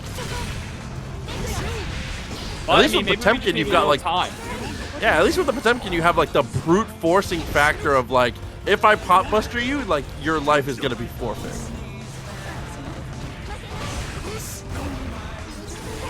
All right, 5H immediately into Michael's sword. Getting caught by the low. My God, her health bar. That was a blue beat combo.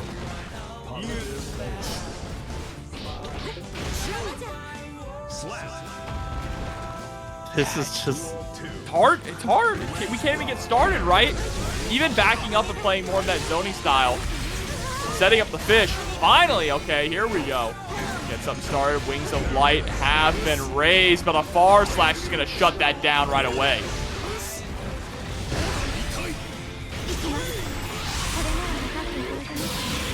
Straight away with the reversal though. Very nice. Some damage. All right, this is looking much better now for Aboii. Able to break the wall, but it's right back to neutral. Okay, got the round. Getting out of there.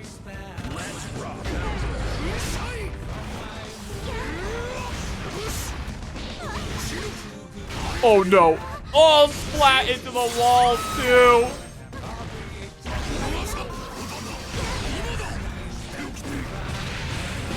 Oh, gotta be careful about the drone. Yeah, not gonna be able to shut it down with hits. Aboii probably thought that Red was gonna try and run forward so they could catch them running forward. But it ended up not happening. Held down back and let the drone do its work. But what is the adjustment here that Aboii needs to make? I mean, we're getting some of these knockdowns. We're setting up the fish. But I think Red is doing a fantastic job of when the ice is set up, just waking up and throwing out the drone, right? Yeah. It's like a big, like, okay, you want to send something out. It's got to go through the drone first. Duel 1. Let's rock. Or to try and maintain your space, trying to go fishing a bit with the ice. Unfortunately, Behemoth closes that one out.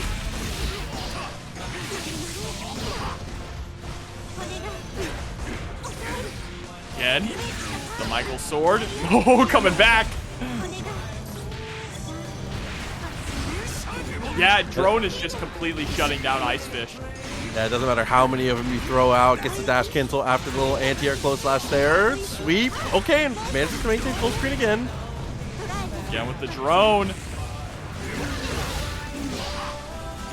The This is such a difficult situation for Aboii, but as long as Aboii can keep distance, they can win the round. Unfortunately, now Red is in and swinging. Kill, 2-bar the 2S. Sets up that drone. That drone feels like it's playing the matchup, man. It is just so strong. It's literally shutting down everything that Aboii is trying to do here. And now Aboii trying to take a different route, right? Trying to actually just play footsies. You're only going to be able to go for the fish off a throw like that.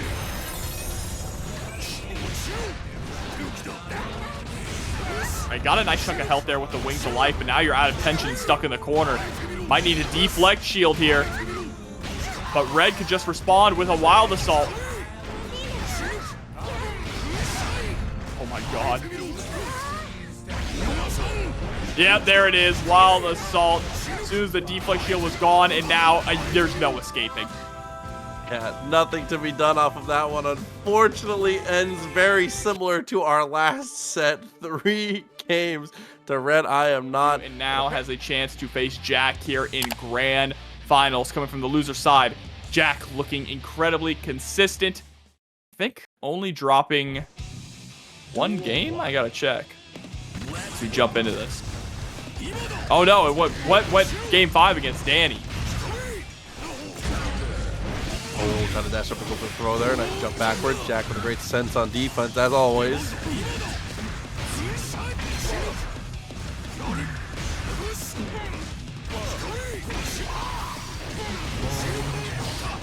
Ooh, close slash for the PRC as well. Yeah, burst was kind of forced. And so RedIAmNot getting sent to losers before top 48 by Jikh. So this has been quite the run they've been on here. Now going up against another strong mix-up character in the form of Happy Chaos in the hands of the Demon King. Jack, there's the 5D, and there's the first round. The tap dust unfortunately finds themselves T-posing on the wall. Round already out of the way. 5K tempted round start.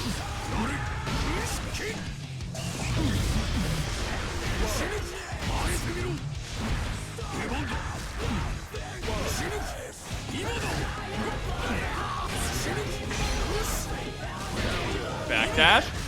Let 2S, JD to keep the pressure on. Nice beer. Oh, God. Oh, that behemoth did so much damage. Oh, it throws the first roll through attempt as well. Very nice. That's something you have to shut down early.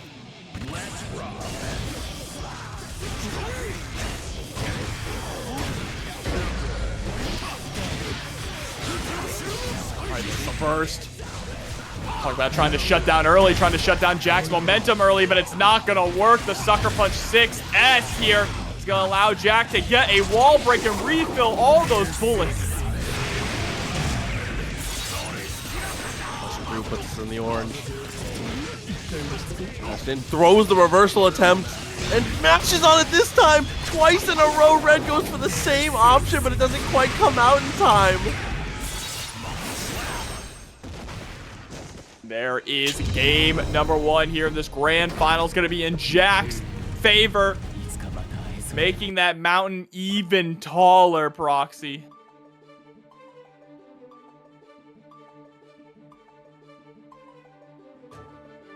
As I rolling that boulder up the hill, it just gets heavier and heavier. You cannot let Jack get 2-0 up on you. I think regardless of that, I think Red is capable of the comeback. Even if Jack gets that early lead, maybe can make it happen. I don't know. We'll see. We'll find out very quickly. This is going to be explosive in either direction. Duel 1. Let's rock. I don't even know what side of Behemoth was hitting on, but there's the throw. Plus frames again for the meaty.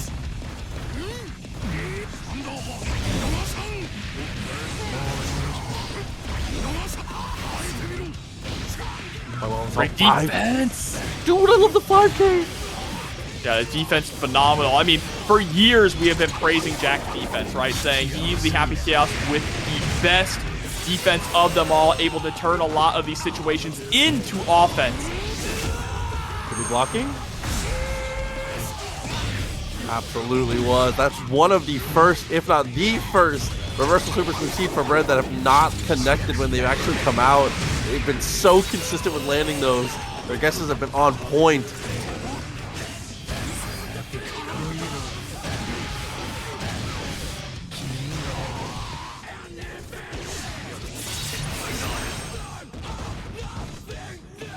Another round here for Jack. Things are getting dire now, Proxy.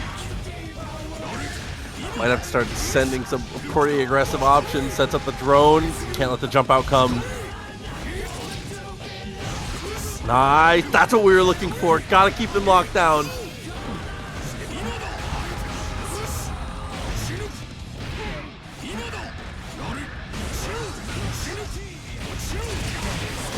Oh! That one missed anti-air, that one missed opportunity. Red was doing such a good job of containing. Jack finally gets the escape. White Wild Assault with the drone, and Jack continues to just mosey on back, just moonwalking out of there. I was about to say, bro, he really hitting that. All right, the big swing is going to be able to catch. Just a little stomp, too, add some insult to injury. Though, as you said, I must win for Red in this moment. Yeah, I think if this goes 2-0 Jack, that I don't know if Red can bring it back 3-0. Not that they're not capable of it, it's just Jack is so consistent. Definitely a player whose playstyle is particularly tailored to being annoying to play against from behind. It takes a lot of mental energy to crack this egg.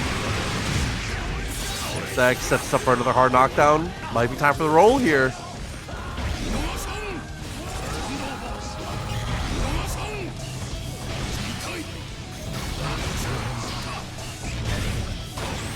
Gunshot. Oh, BRC backward. I wonder if that was a misinput. That's crucial burst timing, though. Gets a sucker punch, and of course the gun's already out. Trades out with 2 quick shots, and Jack is going to make it 2-0. That might be the final nail in the coffin here. Red, this would be an all-timer of a comeback.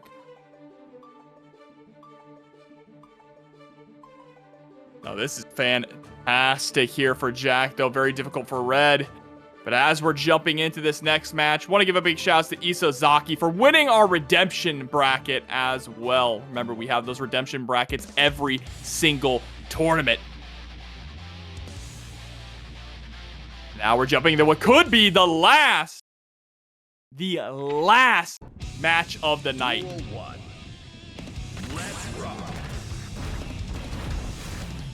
We're just watching them with 2 assists. Go ahead, keep doing that. Oh, burst actually puts Jack into the corner. Oh, the throw tech. Great escape.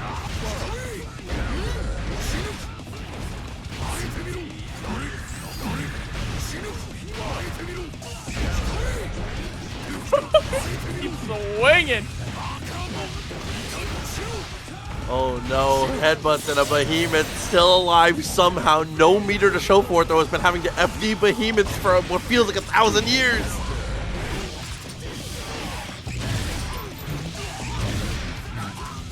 The gunshot, Deus Ex Machina.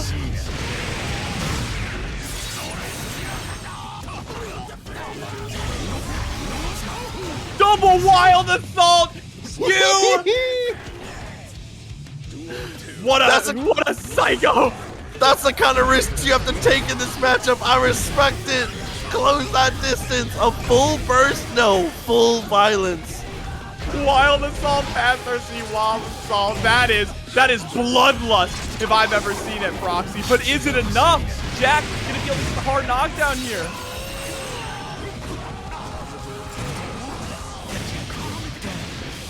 Does finds the hit, 50 meter already in pocket. Deus Ex one more time, loop that pressure.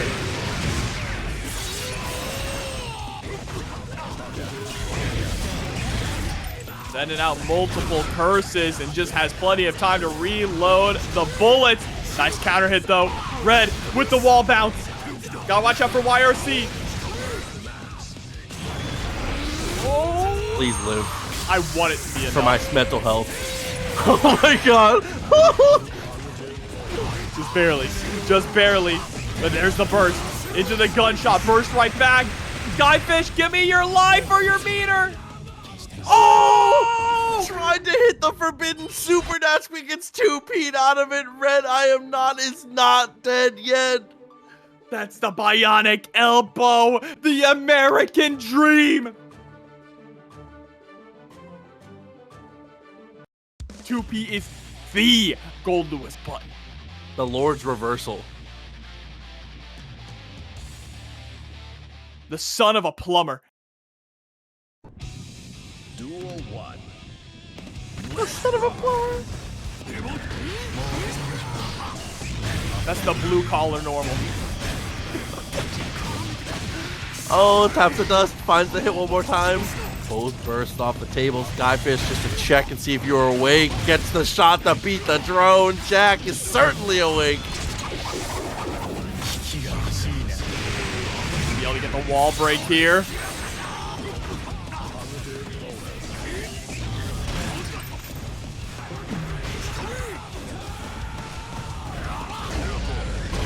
Oh my god, sucker punch connecting right on the chin. And another super to get the hard knockdown. Gotta watch out for roll through. Oh no. I think just sitting back because worrying about the possibility of wake up super. I like that decision there a lot from Jack actually. Tournament point once again. That's the most ominous walk up into the 2S, just swipes the legs.